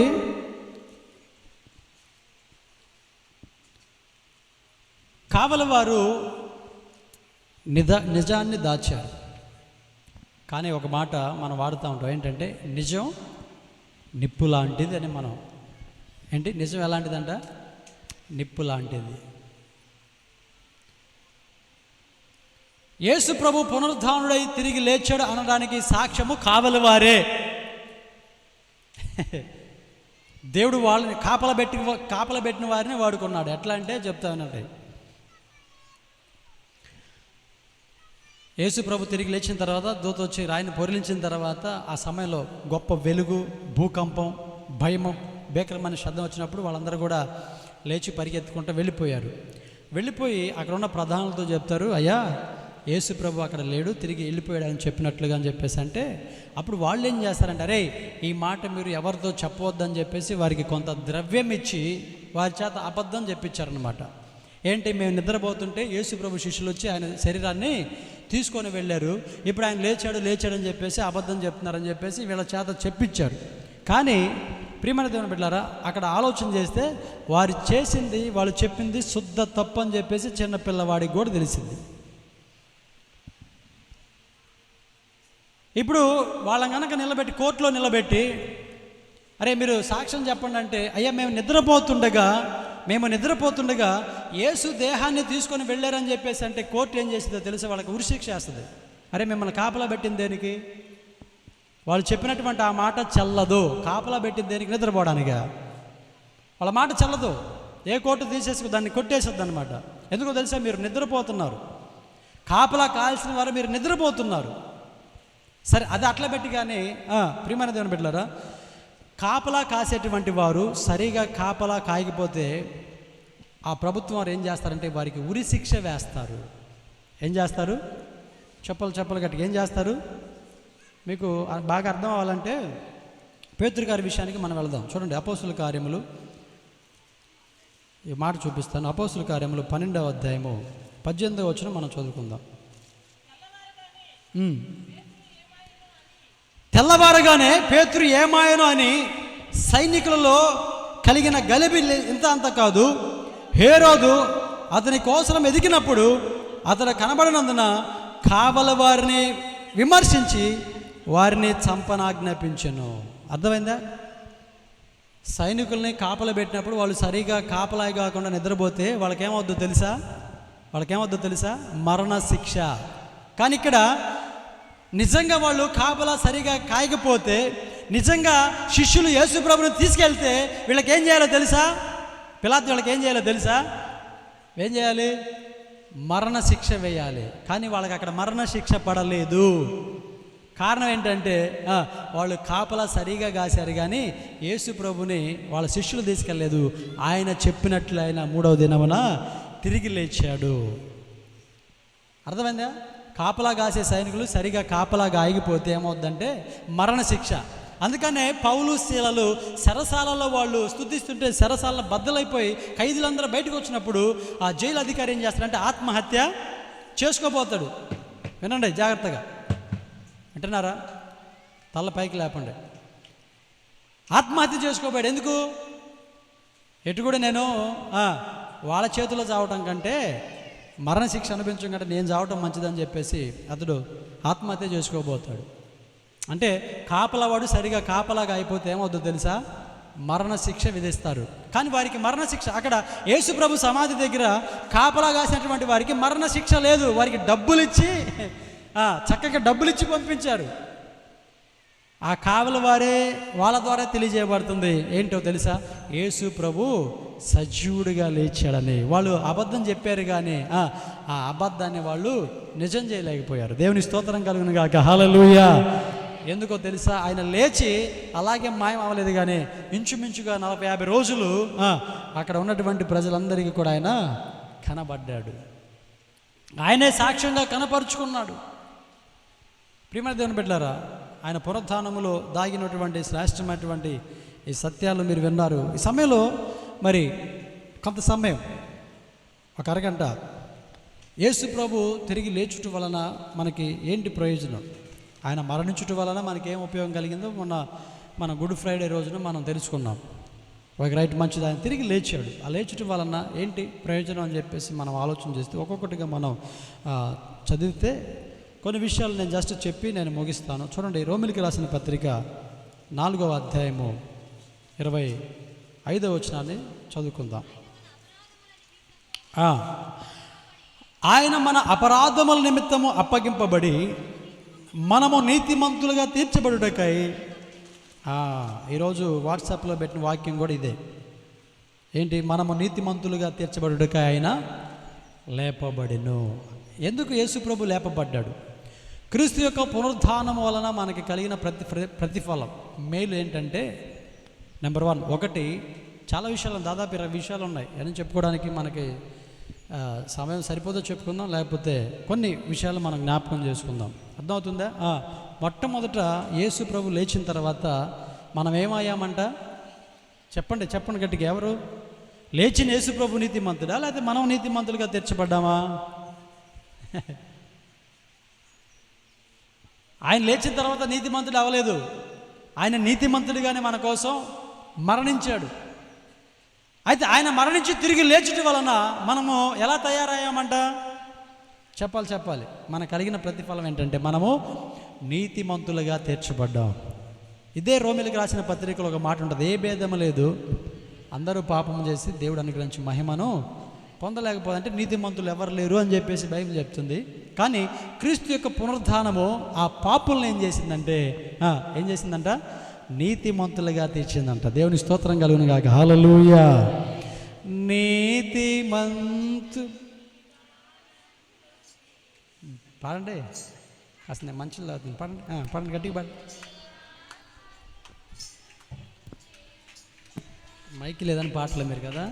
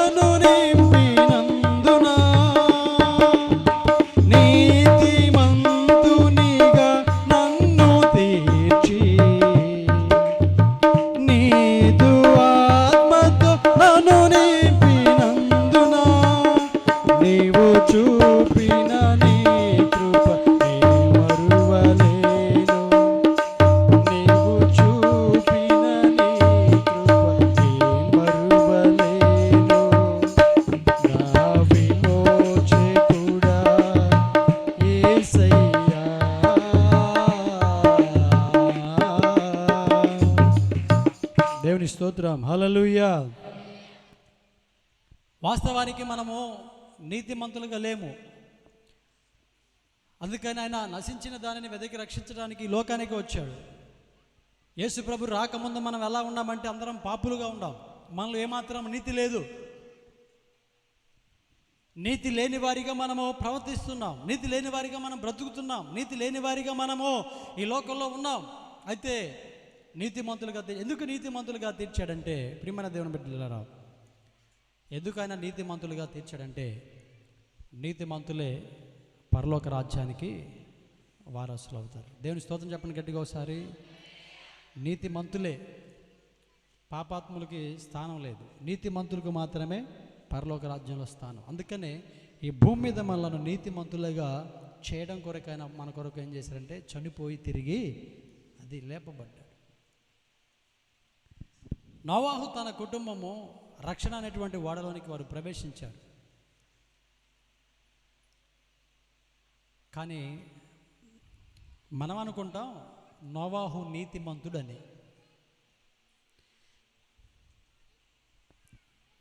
ఏమనుకుంటాం మనం? నోవాహు నీతిమంతుడు, అక్కడ ఉన్న వాళ్ళందరూ పాపులు అని చెప్పేసి ప్రసంగాలు కూడా వింటాను. నేను కూడా అట్టాగే చెప్పే, కానీ వాస్తవానికి నోవాహు కూడా పాపాత్ముడే.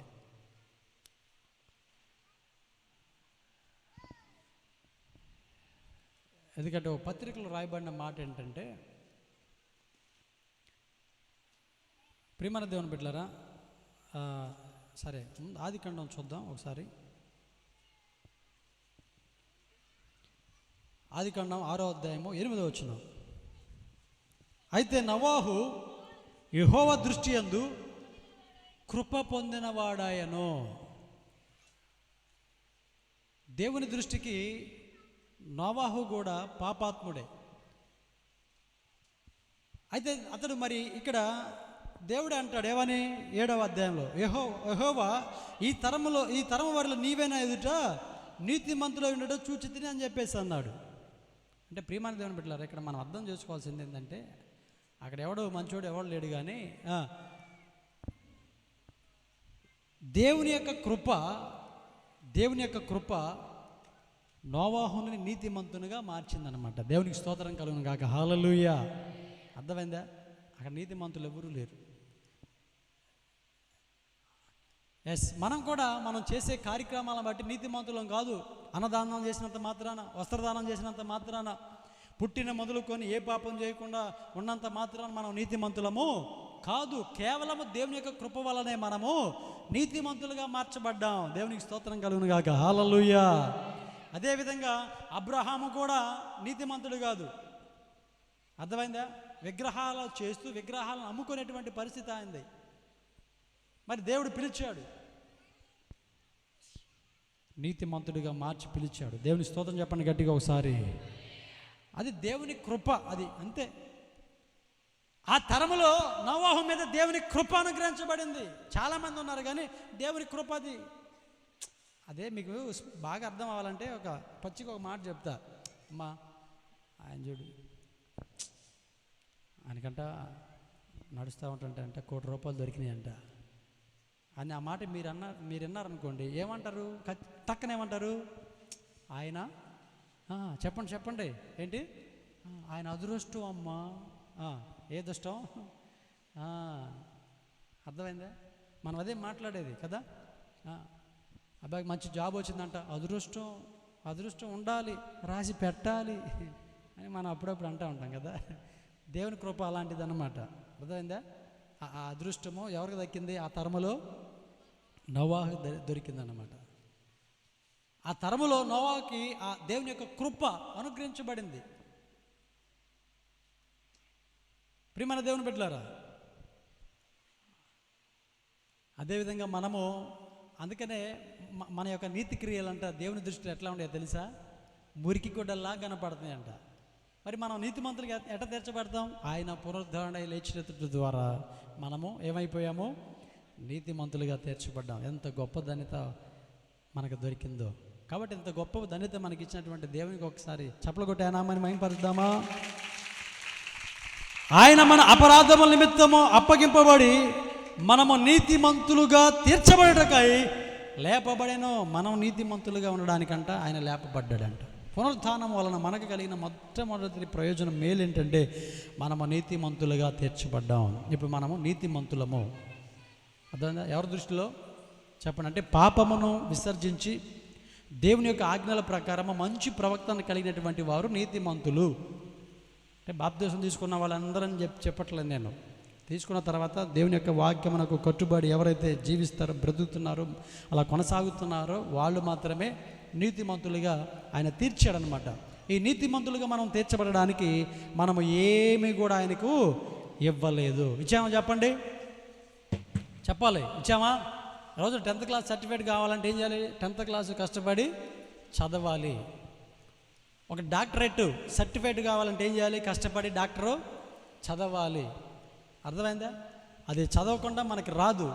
కానీ నీతిమంతులు అనేటువంటి శ్రేష్టమైన మంచి సర్టిఫికేట్ ఆయనకి మనం ఏమి ఇవ్వకుండానే దేవుడు ఏం చేశాడు? మనకి నీతిమంతులు మనం అనే ఒక మంచి సర్టిఫికేట్ ఇచ్చాడు. దేవుని స్తోత్రం చెప్పండి గట్టిగా ఒకసారి.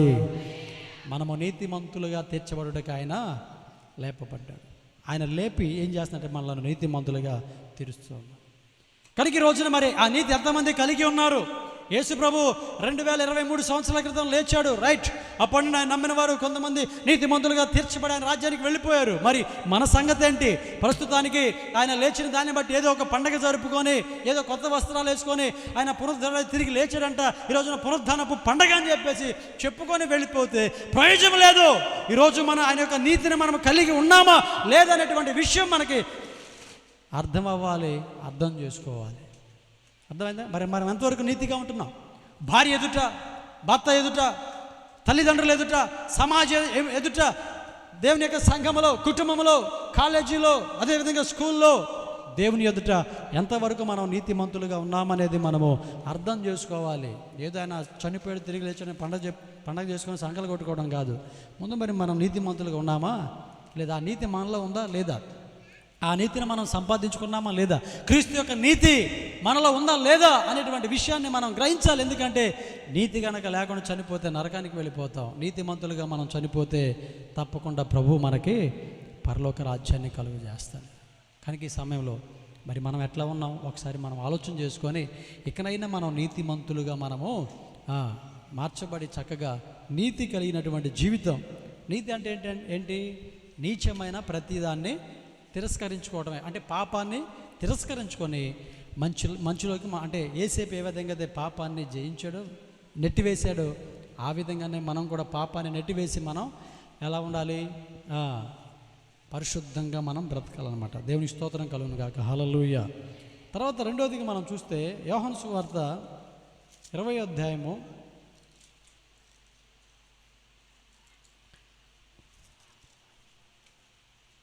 19వ వచనాన్ని ఒకసారి చదువుదాం.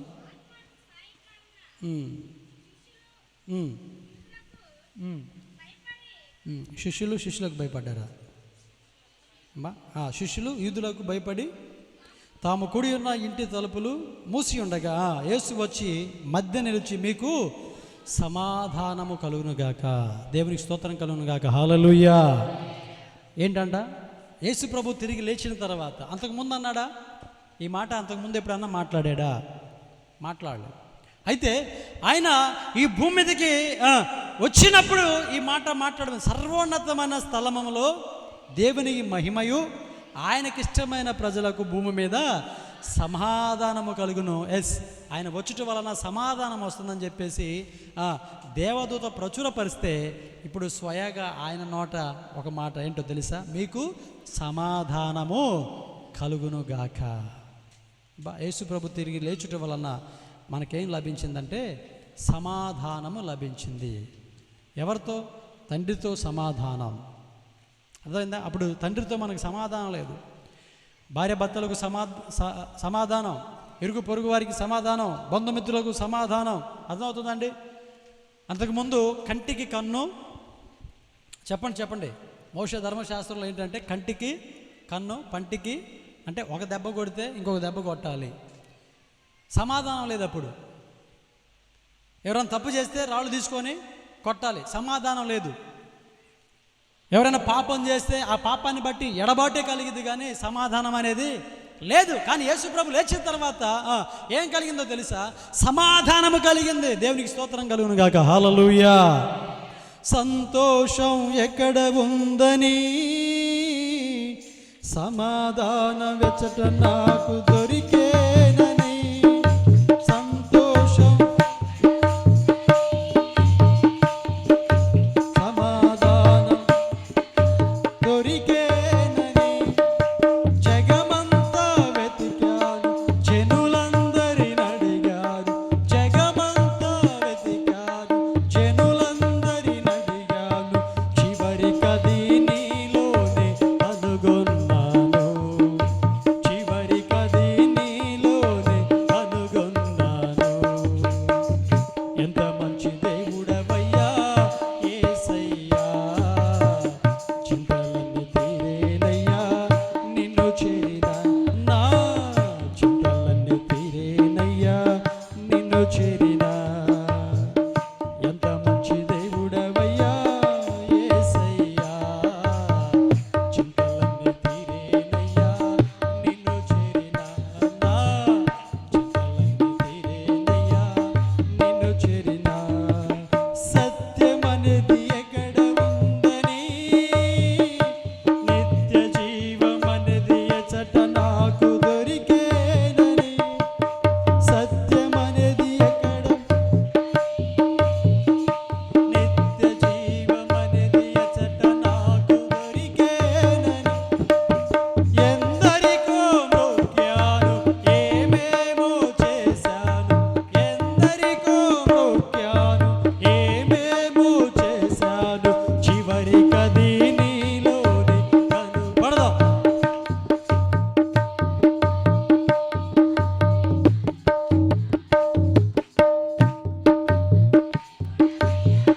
యేసయ్యా, చింతలన్నీ తీరేనయ్యా నిన్ను చేరినా, నా చింతలన్నీ తీరేనయ్యా నిన్ను చేరినా. ఎంత మంచి దేవుడవయ్యా యేసయ్యా.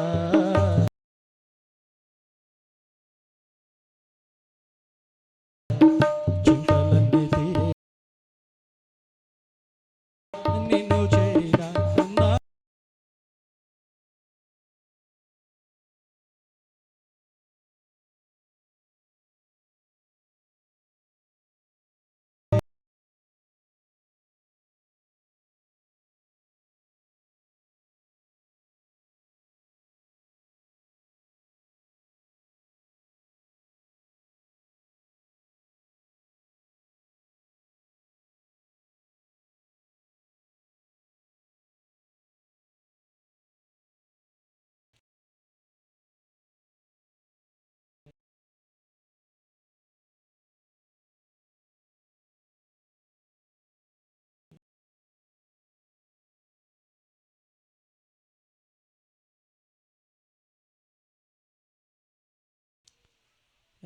ఒక వ్యక్తిలో సమాధానం లేక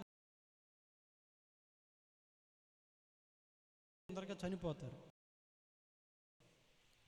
మీకు తెలుసా? సమాధానం లేకపోతే అది త్వరగా చనిపోతారు. త్వరగా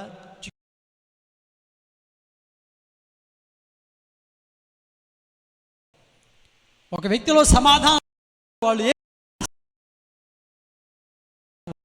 సాధించగలరు?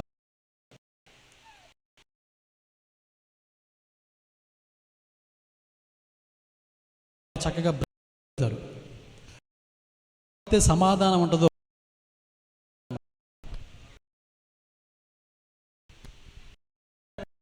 ఇతరులను ఎవరైతే వారు ఇతరులను సమాధానం తెలుసా బాధ పెడతా ఉంటారు.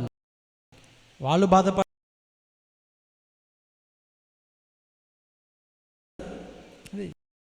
కుటుంబాల్లో సమాధానం లేని భర్త వారికి మాత్రం అస్సలు పక్కన వాళ్ళతో సమాధాన పడరు. వాళ్ళ గురించి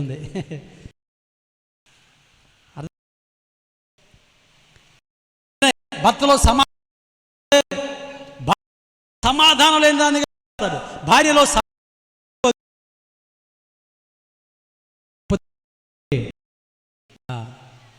తిప్పలు పెట్టి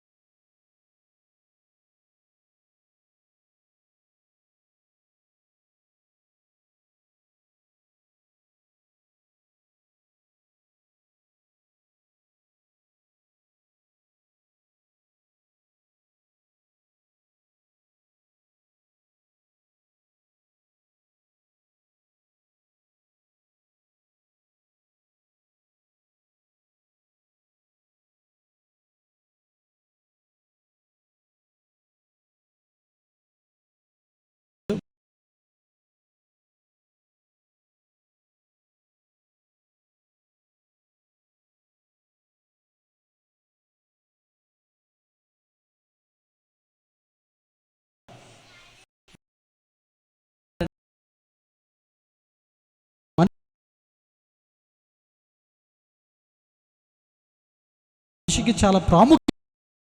యేసు ఏం చేశారంటే సమాధానాన్ని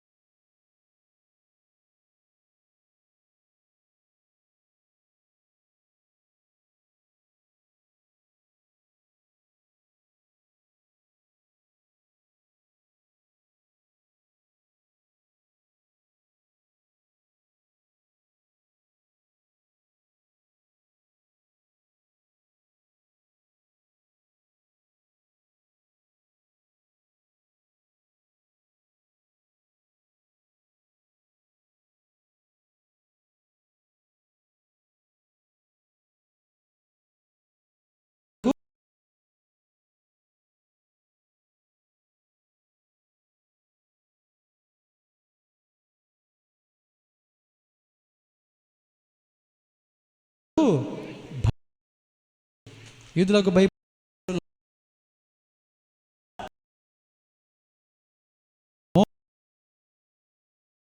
ఆత్మహత్య చేసు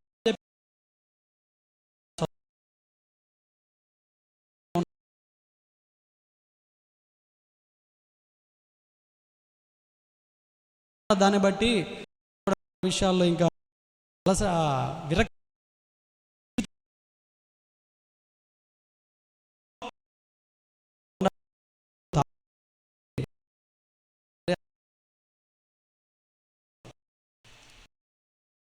సమయంలో నాకు సమాధానం లేదు, నా పరిస్థితి ఉంది, ఏ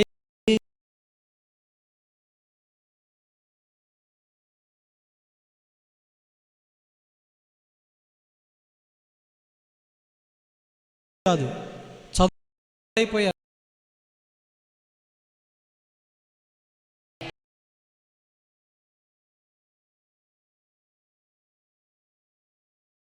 ఈ రోజున సమాధానం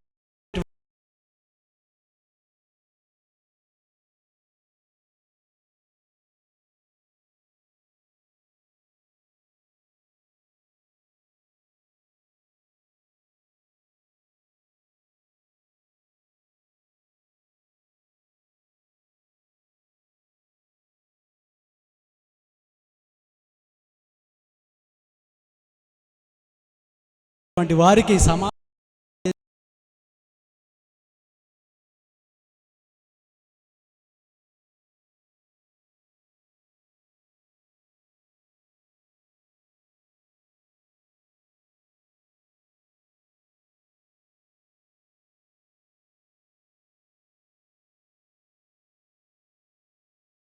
ఈ విధంగా దేవుడు నిలబెట్టారు.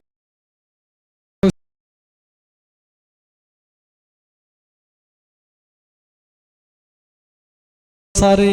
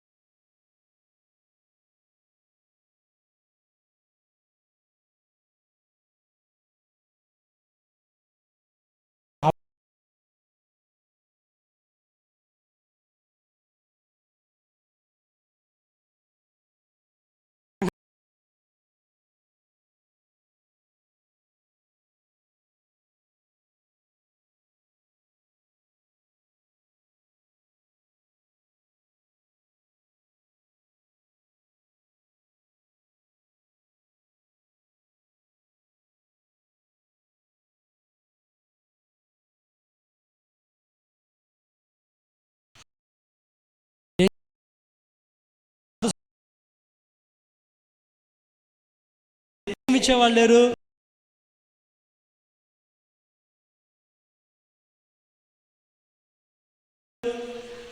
ఇచ్చేవాళ్ళు లేరండి.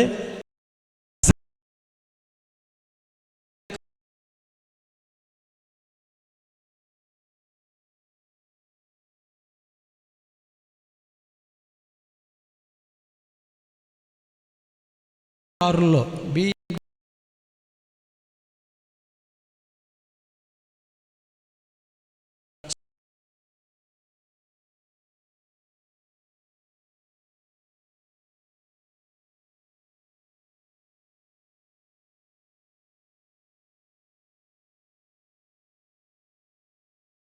స్ప్రింగ్ పరుపు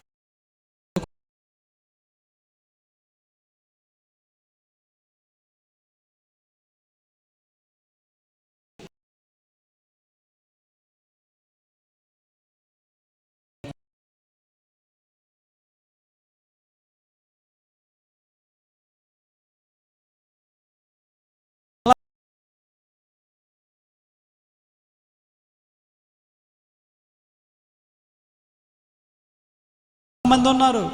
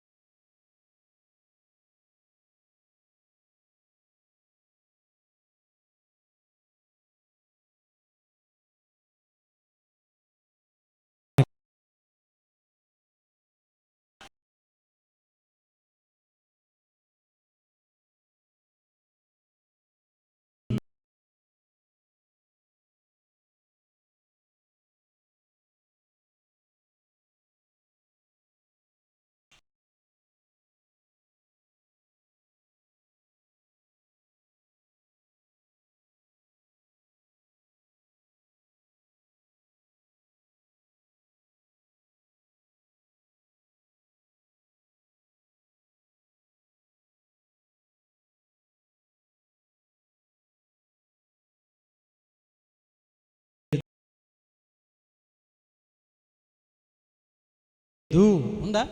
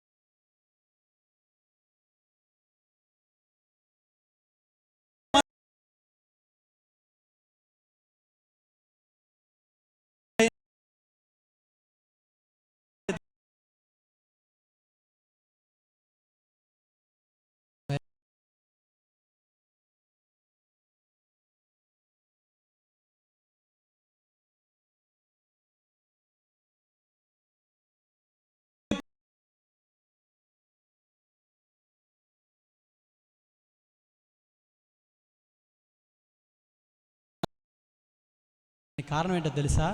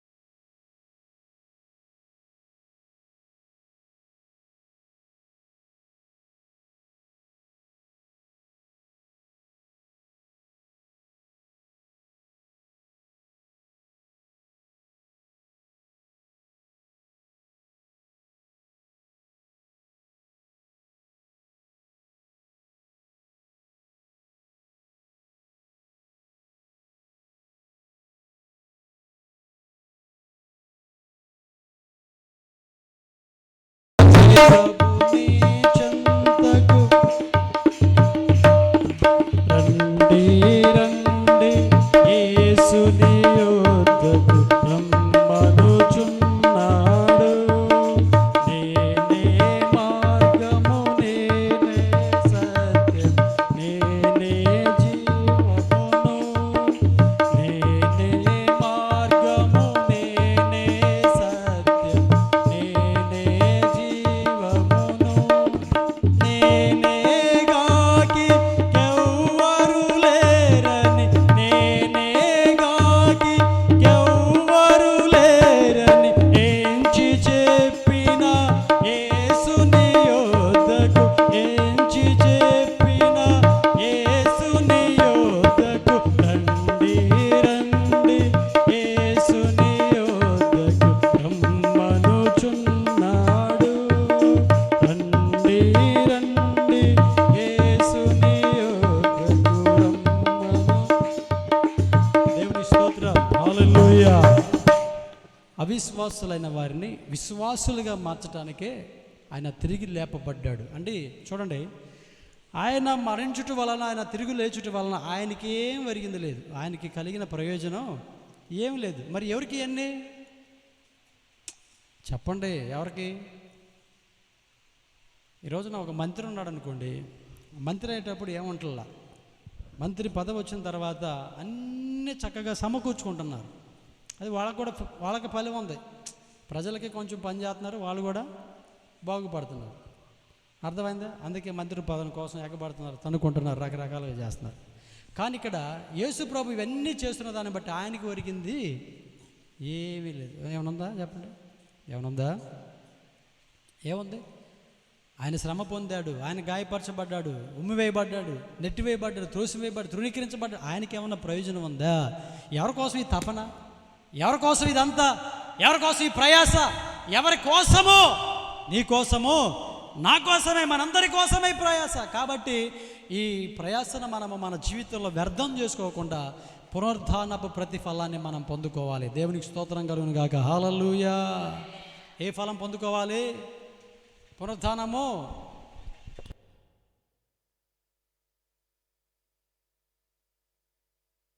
అర్థమవుతుందా? ఏ ప్రతిఫలం? క్రీస్తు మరణము, పునరుద్ధానం. ఈ ప్రతిఫలాన్ని మనం పొందుకోవడం కోసమే ఇవన్నీ కూడా ఆయన చేశాడు. శ్రమపడ్డాడు, కన్నీరు గార్చాడు, తను తాను తగ్గించుకున్నాడు, తిట్టించుకున్నాడు, కొట్టించుకున్నాడు, ఊహించుకున్నాడు. రకరకాల కార్యక్రమాలు జరిగినాయి. అర్థమవుతుందా? మన కోసమేనండి, మన కోసమే. అవిశ్వాసులుగా మనం ఉండకూడదనే విశ్వాసులుగా మనలను తీర్చిదిద్దడానికే ఆయన పునరుద్ధరణై తిరిగి లేచాడు. తర్వాత మనం లూకాసు వార్త 24:16 చదివితే త్వరగా ముగించుకుందాం. జస్ట్ జ్ఞాపకం చేసి ముగిస్తాను. అయితే వారు ఆయనను గుర్తుపట్టలేక వారి కన్నులు మూయబడెను. ఆయన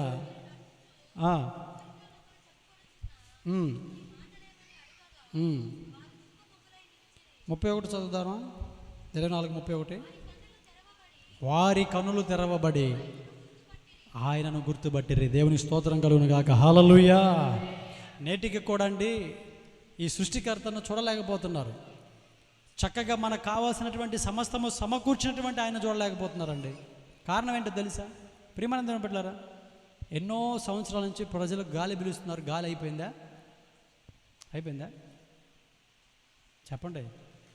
ఎన్నో సంవత్సరాల నుంచి ప్రజలు గాలి పిలుస్తున్నారు. అయిపోయిందా గాలి? అవలా, అయిపోవాలా. భూమి ఆకాశం నాశనం అయిపోయేదాకా ఏం చేశాడు దేవుడు? గాలిని మన కోసం ఇచ్చాడు. ఎప్పటి నుంచో వర్షాలు పడుతున్నాయి, కానీ ఎప్పుడన్నా ఆకాశం ఎండిపోయిందా?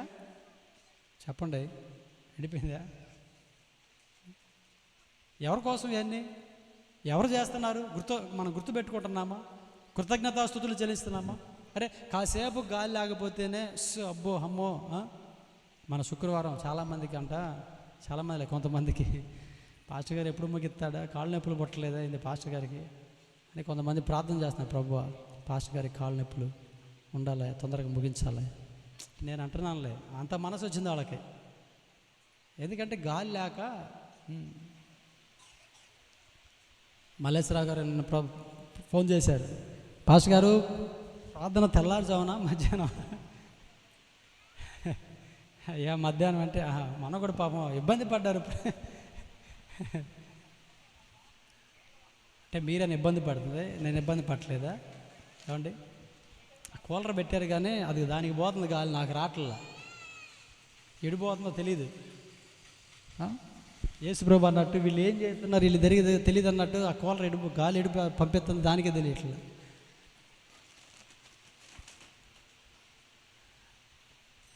మనం అందరం ప్రయాసపడుతున్నాం దేనికోసం? భక్తిలో మనం నిలబడటం కోసం, ఏదో కాసేపు వచ్చి వెళ్ళిపోవటం కోసం కదండి. ఆధ్యాత్మికంగా మనం బలపరచబడాలి. అందుకే ప్రభు మనల్ని ఇక్కడ నడిపించాడు. ఈ ధన్యత చాలామందికి లేదు, తెలుసా మీకు? ఇక్కడ కూర్చున్న ధన్యత చాలామందికి లేదు. ప్రభు మనకి ఇచ్చారంటే మనం ఎంత ధన్యులం. అందుకని అనుదినము తన గడప యొద్ద కాచుకునేవాడు ఆయన కొరకు, ఆయన మాటల కొరకు అంట కనిపెట్టుకునే వాళ్ళు ధన్యులు అంటండి. ఈరోజు కూడా పనికి పోయిన వాళ్ళు ధన్యులు కాదు. మన శుక్రవారం కొంతమంది యేసుప్రభుని సిలువ వేశారు. మామూలుగా ఇలా ఆయన్ని వాళ్ళేమో తెలియక వేస్తే ఆయన వీరేమి చేస్తున్నారు, వీరి దగ్గర తెలియదు కనుక, అయ్యా వాళ్ళకి తెలియదు ఎందుకు వేస్తున్నారో, వాళ్ళకి తెలియదు కనుక క్షమించన్నాడు. మన శుక్రవారం వాళ్ళు తెలిసే సిలువ వేశారు, వేయాలని వేశాడు. అంటే ఆ రోజు కూడా పనికి పోయి మన కోసం పడినటువంటి ప్రయాస జ్ఞాపకం చేసుకోకుండా ఆ రోజు కూడా ప్రియమైన దేవుని బిడ్డలారా అర్థం చేసుకోండి. మన కోసం ఎంత ప్రయాస పడుతుంటే దేవుడు, మనం ఆయన కోసం ఒకరోజు ఇవ్వలేకపోతున్నాం, ఒక్కరోజు ఆయన కోసం మనం కేటాయించలేకపోతున్నాం. అదే ఒక రాజకీయ మీటింగ్ దగ్గరికి వెళ్ళండి, లేకపోతే ముసలమ్మ ముచ్చట్లో పెట్టండి, లేకపోతే టీవీ దగ్గర కూర్చోండి, ఎన్ని గంటలైనా ఆకలి ఉండదు, నిద్ర ఉండదు, ఏమీ గుర్తుకు రావు, పిల్లలు గుర్తుకు రారు, ఇంట్లో పనులు గుర్తురావు, ఏమీ గుర్తురావు, ఎంతసేపు అయినా అక్కడ గడుపుతారు. కానీ బైబిల్ చెప్తుంది, భక్తిహీనుల గుడారములో 1000 దినములు గడుపుట కంటే నా మందిర ఆవరణంలో 1 దినము గడుపుట 1000 దినాల కంటే శ్రేష్టం. అంటే కనీసం మనం ఒక దినం అంటే ఏంటి అంటే చనిపోయినప్పుడు చేసే దినం కాదండి. దినం అంటే ఒక రోజు అంటే దేన్ని అంటారు? ఒక రోజుని 2 గంటలు గడిపోతే అంటారా? 24 గంటలు గడిపితే ఒక రోజు అవుతుంది. మరి మనం 24 గంటలు ఉంటున్నాం ఇక్కడ, చెప్పండి. అంటే ఎన్ని గంటలు?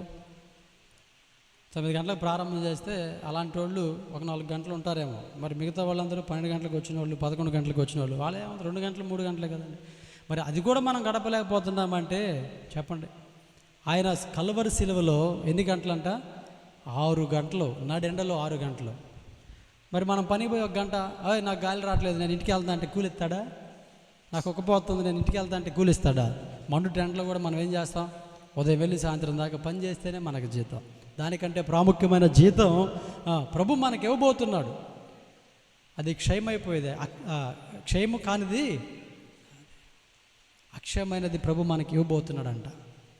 ఎందుకు ఇక్కడ మనం పొందుకున్నదంట చిమ్మెట్లు కొడతాయి, ఇక్కడ రకరకాలుగా అయిపోతాయంట, దొంగలు దోచుకుంటారంట. కానీ దేవుడు మనకిచ్చేది శాశ్వతంగా ఉంటుందంట. దేవుని స్తోత్రం కలుగును గాక. హల్లెలూయా. కనుక ప్రియమైన దేవుని బిడ్డలారా, ఇవన్నీ కూడా మన కోసమే. ఈ ప్రయాస, ఈ బాధ, ఈ కష్టం అంతా మన కోసమే, ఆయన కోసం కాదు, మన కోసమే. అవిశ్వాసం ఏం చేశాడు? విశ్వాసం చేశాడు. తర్వాత మూయబడినటువంటి కనులు ఏం చేశాడు? ఈ రోజున మనందరి కనులు తెరిచాడు కాబట్టి ఇక్కడ కూర్చున్నాం. ఈ రోజున చాలామంది కళ్ళు మూయబడి అసలు యేసు ప్రభు దేవుడు కాదు, యేసు ప్రభు తిరిగి లేగవలేదు, యేసు ప్రభు వలన ఇవన్నీ కలగలేదని చెప్పేసి ఇంకా గుడ్డోళ్ళుగా ఏం చేస్తున్నారంటే ఈ ప్రకృతిని పూజిస్తూ ఉన్నారు, ప్రకృతిని ఆరాధిస్తూ ఉన్నారు, రకరకాలుగా మాట్లాడుతూ ఉన్నారు. ఇంకా వాళ్ళ కళ్ళు తెరవబడాలని, కళ్ళు తెరవబడిన మనం ఏం చేయాలంటే వారి కోసం ప్రార్థన చేయాలి. ఆత్మీయ కళ్ళు ఇంకా తెరవబడాల. చాలామందికి వారు ఎక్కడో లేరు, మన కుటుంబంలోనే ఉన్నారు. మన కుటుంబంలో ఉన్నటువంటి వాళ్ళు కన్నీళ్ళే, వాళ్ళ కళ్ళే, ఆత్మీయ కళ్ళు తెరవబడాలి. కాబట్టి మీరే వచ్చారు, మీ కుటుంబంలో అందరూ రాలేదు ఇక్కడికి. మీ పురుషులేరు, వాళ్ళ కళ్ళు తెరవబడాలి. ఇంకా అంటే ఏ కళ్ళు? అలాగని గుడ్డోళ్ళు అనుకున్నారు. ఆత్మీయ కన్నులు అంటే ప్రభువుని చూసే కన్నులు తెరవబడాలి. అందుకని ఆ రోజు ఏం చేశాడు తెలుసా? వాళ్ళ కళ్ళు తెరిచాడంట. దేవుని స్తోత్రం కలుగును గాక. హల్లెలూయా. తర్వాత హెబ్రీ 2:14 మనం చూస్తే మరణ భయము వలన నుండి మనము విడుదల పొందుకున్నాం. అంటే క్రీస్తు పునరుద్ధానము మనకి ఏం మేలు కలుగజేస్తుందంటే ఇక మనం మరణం అంటే భయపడాల్సిన పని లేదు. అర్థమవుతుందా? అంతకుముందు మరణం అంటే ఏంటో మన పితరులు కూడా భయపడ్డారు. చనిపోయిన తర్వాత ఏమవుతాం అని చెప్పేసి వాళ్ళు కూడా కొంచెం భయపడ్డారు. కానీ ఇప్పుడు మనకు మరణం అంటే భయం లేదు. ఎందుకంటే మన ప్రభు మరణపు ముళ్ళును ఏం చేశాడు? కొరింథీయులకు రాసిన పత్రిక 15వ అధ్యాయంలో మాట ఉంది, మరణపు ముళ్ళును విరిచేశాడు. ఓ మరణమా నీ ముళ్ళు ఎక్కడా? ఓ మరణమా నీ విజయం ఎక్కడా అని చెప్పేసి ఏం చేశాడో తెలుసా? యేసు ప్రభు మరణపు ముళ్ళును విరిచేశాడు. కాబట్టి ఇక మనకి మరణము లేదు. మరణము మనలను ప్రభుత్వము చేయదు, మరణము మనలను ఏలదు. మరణ భయం అంటే నాకైతే లేదండి. మీకుందా? చెప్పండి, ఉందా? అయితే మిమ్మల్ని రేపు సింహాల బోన్లో వేస్తా, పోతారా? ఏం మాట్లాడరేంది? మరణం అంటే మనం భయపడాల్సిన పని లేదు. దేన్ని చూసి మనం భయపడాల్సిన పని లేదు. అర్థమైందా? మనం ధైర్యంగా ఉండాలి. దాన్ని బట్టి కీడు వస్తుంది, దీన్ని బట్టి ఏదో వస్తుంది, ఇది వస్తుంది అని చెప్పేసి మనం భయపడటానికి వీల్లేదు. ఎందుకంటే ఆయన మరణపు ముళ్ళును విరిచేశాడు. తర్వాత ఆయన మరణించి తిరిగి లేచిన వల్ల మనకు కలిగిన శ్రేష్టమైన మేలు ఏంటంటే ఆయన వెళ్ళి మనకు ఆదరణకర్తను పంపించంటే మనలను ఆదరించడానికి, మనల్ని బలపరచడానికి, మన పక్షమున ప్రార్థన చేయడానికి, విజ్ఞాపన చేయడానికి, మనకు తోడుగా ఉండడానికి, మనం బలపరచడానికి ఆదరణకర్తను ఆయన మన కోసం పంపించాడు. అంత మాత్రమే కాదు, ఆయన వెళ్ళి మన కొరకు అక్కడ ఏం చేస్తున్నాడు?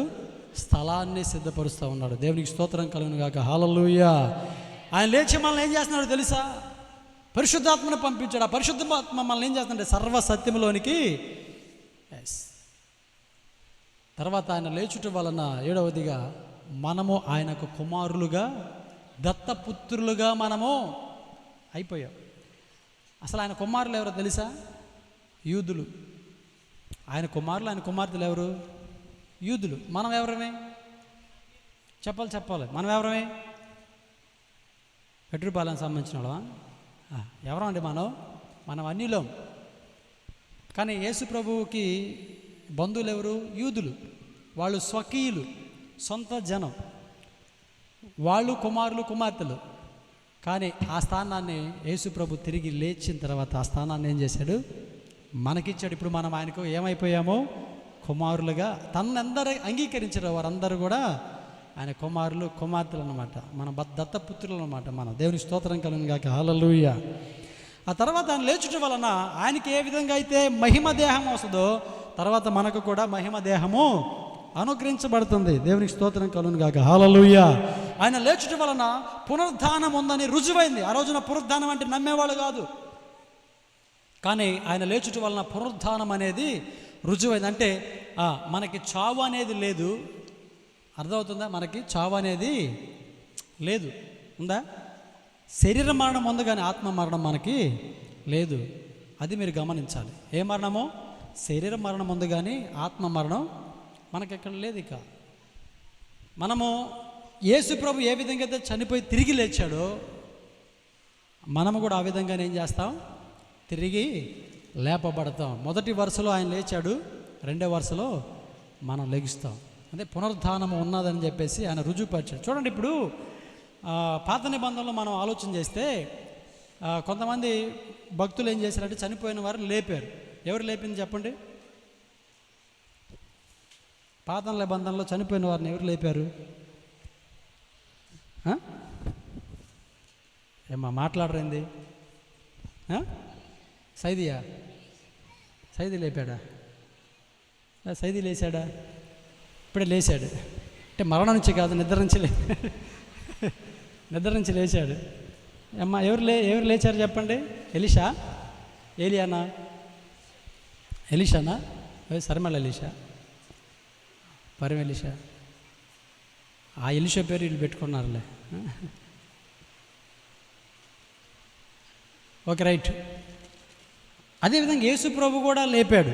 ఎవరిని? వాళ్ళు బ్రతికారు, మరలేమైపోయారు? వాళ్ళు చనిపోయారు, బ్రతికారు, మరలేమైపోయారు? మరలా చనిపోయారు. కానీ యేసు ప్రభు చనిపోయాడు, తిరిగి లేచాడు, మరలా చనిపోలేదు. దేవుని స్తోత్రం కలుగును గాక. హల్లెలూయా. మరలా చనిపోవాలా? ఎస్, మనము కూడా అంతే. శరీర సంబంధంగా మనం చనిపోతాం. ఆయన ప్రధాన దూతలతో శబ్దంతో ఆకాశం ఆయన వచ్చేటప్పుడు వచ్చిన తర్వాత లేపబడతాం. లేపబడిన తర్వాత ఇక మనకి మరణం అనేది మహిమ దేహములతో మనం లేపబడతాం.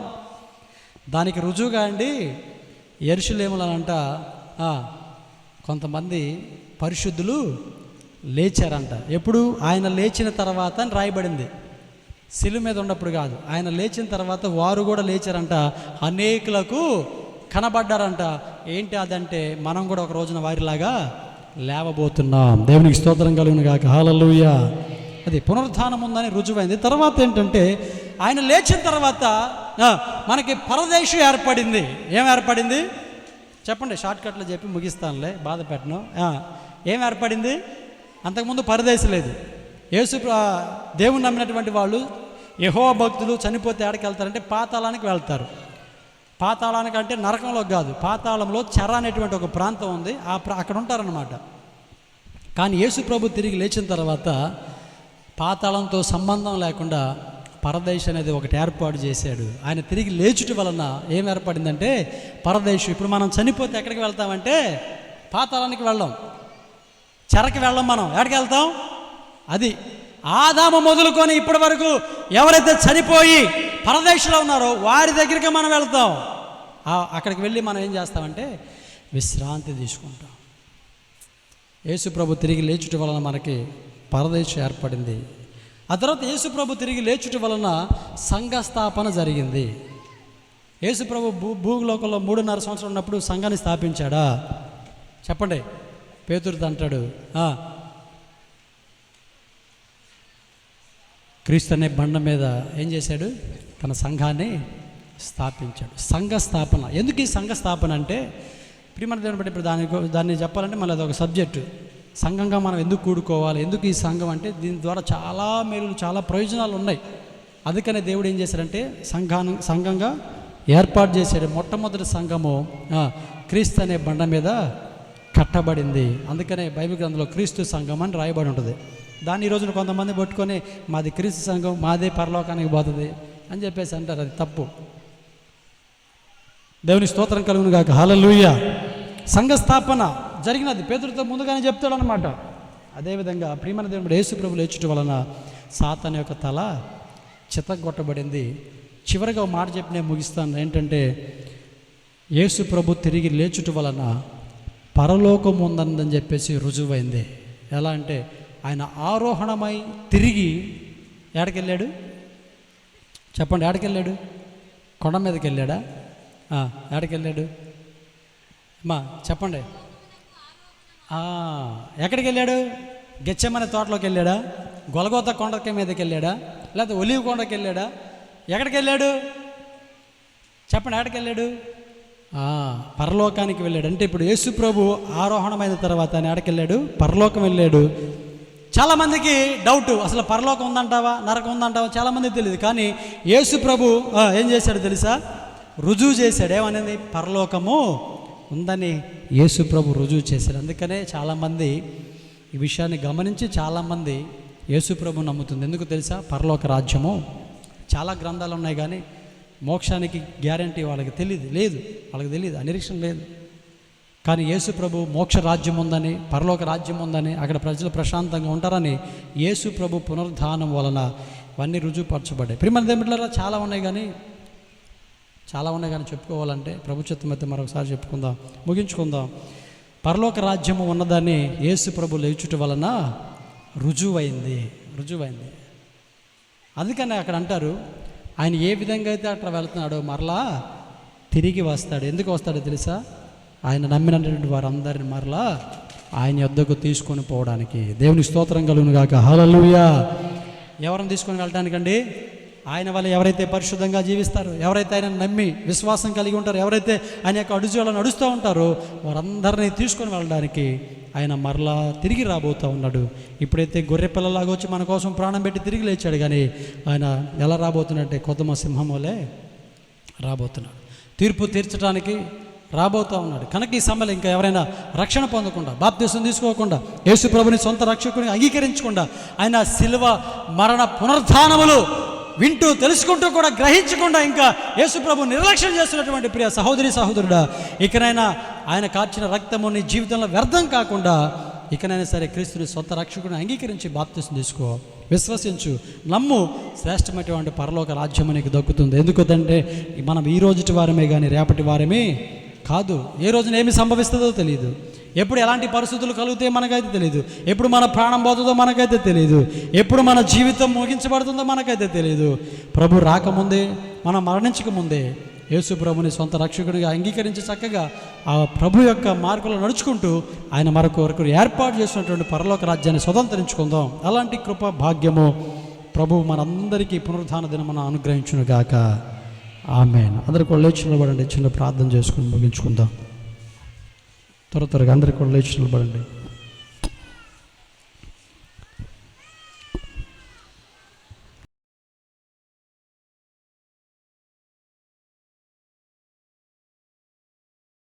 ఆయనకేం లేదు కానీ మనకే ఆ మేలులన్నీ, మన కొరకే ఆయన త్యాగం అంతా కూడా చేశాడు.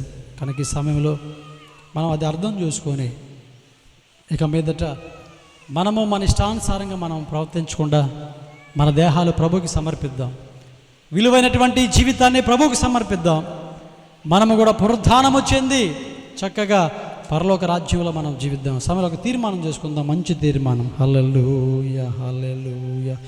యేసయ్యా, ఒక మంచి తీర్మానం ఏంటో తెలుసా?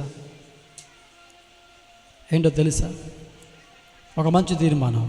అయ్యా, ఇవన్నీ చేసినందువలన నీకేమీ ప్రయోజనం లేదు నాయనా, కానీ నా కొరకే మీరు చేశారు, ఎందుకంటే నేను నశించిపోవటం ఇష్టము లేదని, నేను నరకానికి వెళ్ళటం ఇష్టము లేదని నా కొరకే ఇవన్నీ కూడా మీరు సిద్ధపరిచారు ప్రభువా. నా జీవితంలో వీటిని నేను పోగొట్టుకోకుండా, వ్యర్థం చేసుకోకుండా వీటి ప్రకారం నేను నడుచుకున్నాను ప్రభువా. నీ సిలువ మరణ పునరుద్ధానము మీరు కాచిన రక్తం వ్యర్థం కాకుండా నా జీవితంలో వ్యర్థం కాకుండా ప్రభువా, నా జీవితంలో వ్యర్థం కాకుండా వాటిని నేను స్వతంత్రించుకొని సొంతం చేసుకొని నీకు సాక్షి బిడ్డగా నేను జీవిస్తాను ప్రభు అని చెప్పేసి ఒక తీర్మానం చేసుకుందాం. హల్లెలూయా, హల్లెలూయా, హల్లెలూయా, హల్లెలూయా, హల్లెలూయా, హల్లెలూయా. అందరూ కూడా చిన్న తీర్మానం చేసుకుంటాం. సాతాను అనేక మనల్ని మోసం చేస్తూ మన మీద పెత్తనం చేస్తుంటే సాతాను యొక్క తల చితగొట్టి ఆయన పునరుద్ధారుడై తిరిగి లేచాడు. జస్ట్ ఇప్పుడు వాడు తోకతోనే పని చేస్తున్నాడు, తలతో కాదు. మరణం అంటే భయముతో ప్రజలు కుమిలిపోతున్న సమయంలో మరణ భయం నుండి విడుదల కలుగజేశాడు, మరణ ముళ్ళను విడిచివేశాడు, మృత్యుంజయుడిగా తిరిగి లేచాడు. అందుకే ఆయన మృత్యుంజయుడు. మరణం మన మీద ప్రభుత్వం చేయలేక మన మరణంలోంచి జీవనానికి దాటి వెళ్ళిపోయాం. అయితే మనకి శరీర మరణమే ఉంటుంది కానీ ఆత్మ మరణం మనకు లేదు. మనమందరం ఉండటానికి ఆయన శ్రేష్టమైన పరలోక రాజ్యములో శ్రేష్టమైన స్థలాన్ని సిద్ధపరుస్తూ ఉన్నాడు.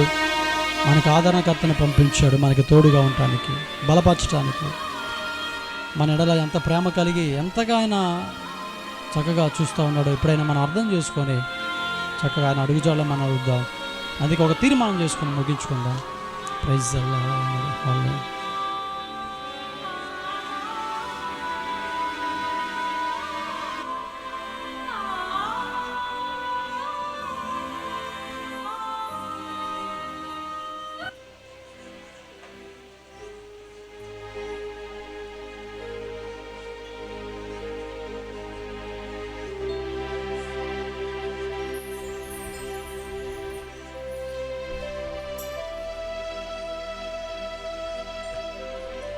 చిన్న తీర్మానం చేసుకుందాం. Praise the lord.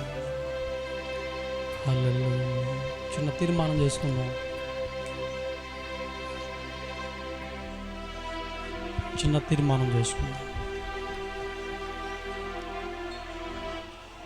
హల్లెలూయా. చిన్న ప్రార్థన చేసుకుందాం. ప్రేమగల తండ్రి, మీకు స్తోత్రాలు. ఈ సమయంలో ప్రభు ఇప్పటివరకు మీరు మాతో మాట్లాడారు, మీకు స్తోత్రాలు. మీరు మమ్మల్ని బలపరచండి. మాటల ద్వారా మీరు మరణించి తిరిగి లేచుట వలన ప్రభు మాకెన్నో ప్రయోజనాలు కలిగినాయని మీరు చక్కగా ప్రభు మాకు వివరించారు. ఆ మాటలు మా హృదయంలో ఉంచుకున్న వాటి ప్రకారం మేము నడుచుకుని ప్రభు దయచేయండి. సమయంలో తండ్రి, ఎవరైతే ఇంకా మిమ్మల్ని సొంత రక్షకుడిగా అంగీకరించలేదో అలా అంగీకరించి ప్రభు నీ బిడ్డలుగా తెచ్చబడిన ప్రభు దయచేయండి. అదేవిధంగా ఎవరైతే ప్రభు అంగీకరించి రక్షణ పొందారో వారు నిలవబెట్టండి, మీ మార్గం నడిపించండి ప్రభు. ఏ దుష్టుడు గలిబిలి చేయకుండా నీ కృపగల హస్తాల్లో మా అందరి ఆత్మీయ జీవితాలను బలపరుస్తూ ముందుకు నడిపించి కార్యాలు జరిగిన సహాయం చేయమని, ఇవరకు చక్కగా ఓపికతో నీ మాటలు విన్నారు బిడ్డలు, వారిని వారి కుటుంబాలను మీరు దీవించమని ప్రార్థన చేయొచ్చు. ప్రతి కొరతను మీరు తీర్చండి, సర్వ సమృద్ధి మీరు దయచేయండి. ప్రాముఖ్యంగా ఏ దుష్టుడి కుటుంబాలను గలిబిలి చేయకుండా నీ కృపగల హస్తాల దాచి బలపరచమని, సమయంలో పలహారం తెచ్చిన నీ బిడ్డలందరిని బట్టి కూడా ప్రార్థన చేస్తున్నాం. వారిని వారి కుటుంబాలను మీరు దీవించి ఆశీర్వదించి ఇంకా నీ పరిచర్లు ఇంకా లేట కార్యక్రమాలు చేయడానికి కృప దయచేయమని, సమయంలో విత్తబడినటువంటి వాక్యము సాతాను ఎత్తుకొని పోకుండా ప్రభా నీరు కట్టి ఫలింపు చేయమని యేసు నామమున అడుగుచున్నాము తండ్రి, ఆమేన్. మన తండ్రి అయిన దేవుని యొక్క ప్రేమయు, కుమారుడైన యేసుక్రీస్తు కృపయు, పరిశుద్ధాత్మ యొక్క అన్యైన సహవాసం అని కృపాక్షేమములు ఈ పునరుద్ధాన పాటలు ఆరాధనలో పాల్పొంపులు పొందిన మనకు, సకల పరిశుద్ధులకు, మన గ్రామానికి, మన కుటుంబాలకు ఇప్పుడు ఎల్లప్పుడు సదాకాలము తోడని నడిపించునుగాక. ఆమేన్, ఆమేన్. అందరూ కూర్చున్నాం, అలాగే అందరూ కూడా కూర్చోండి.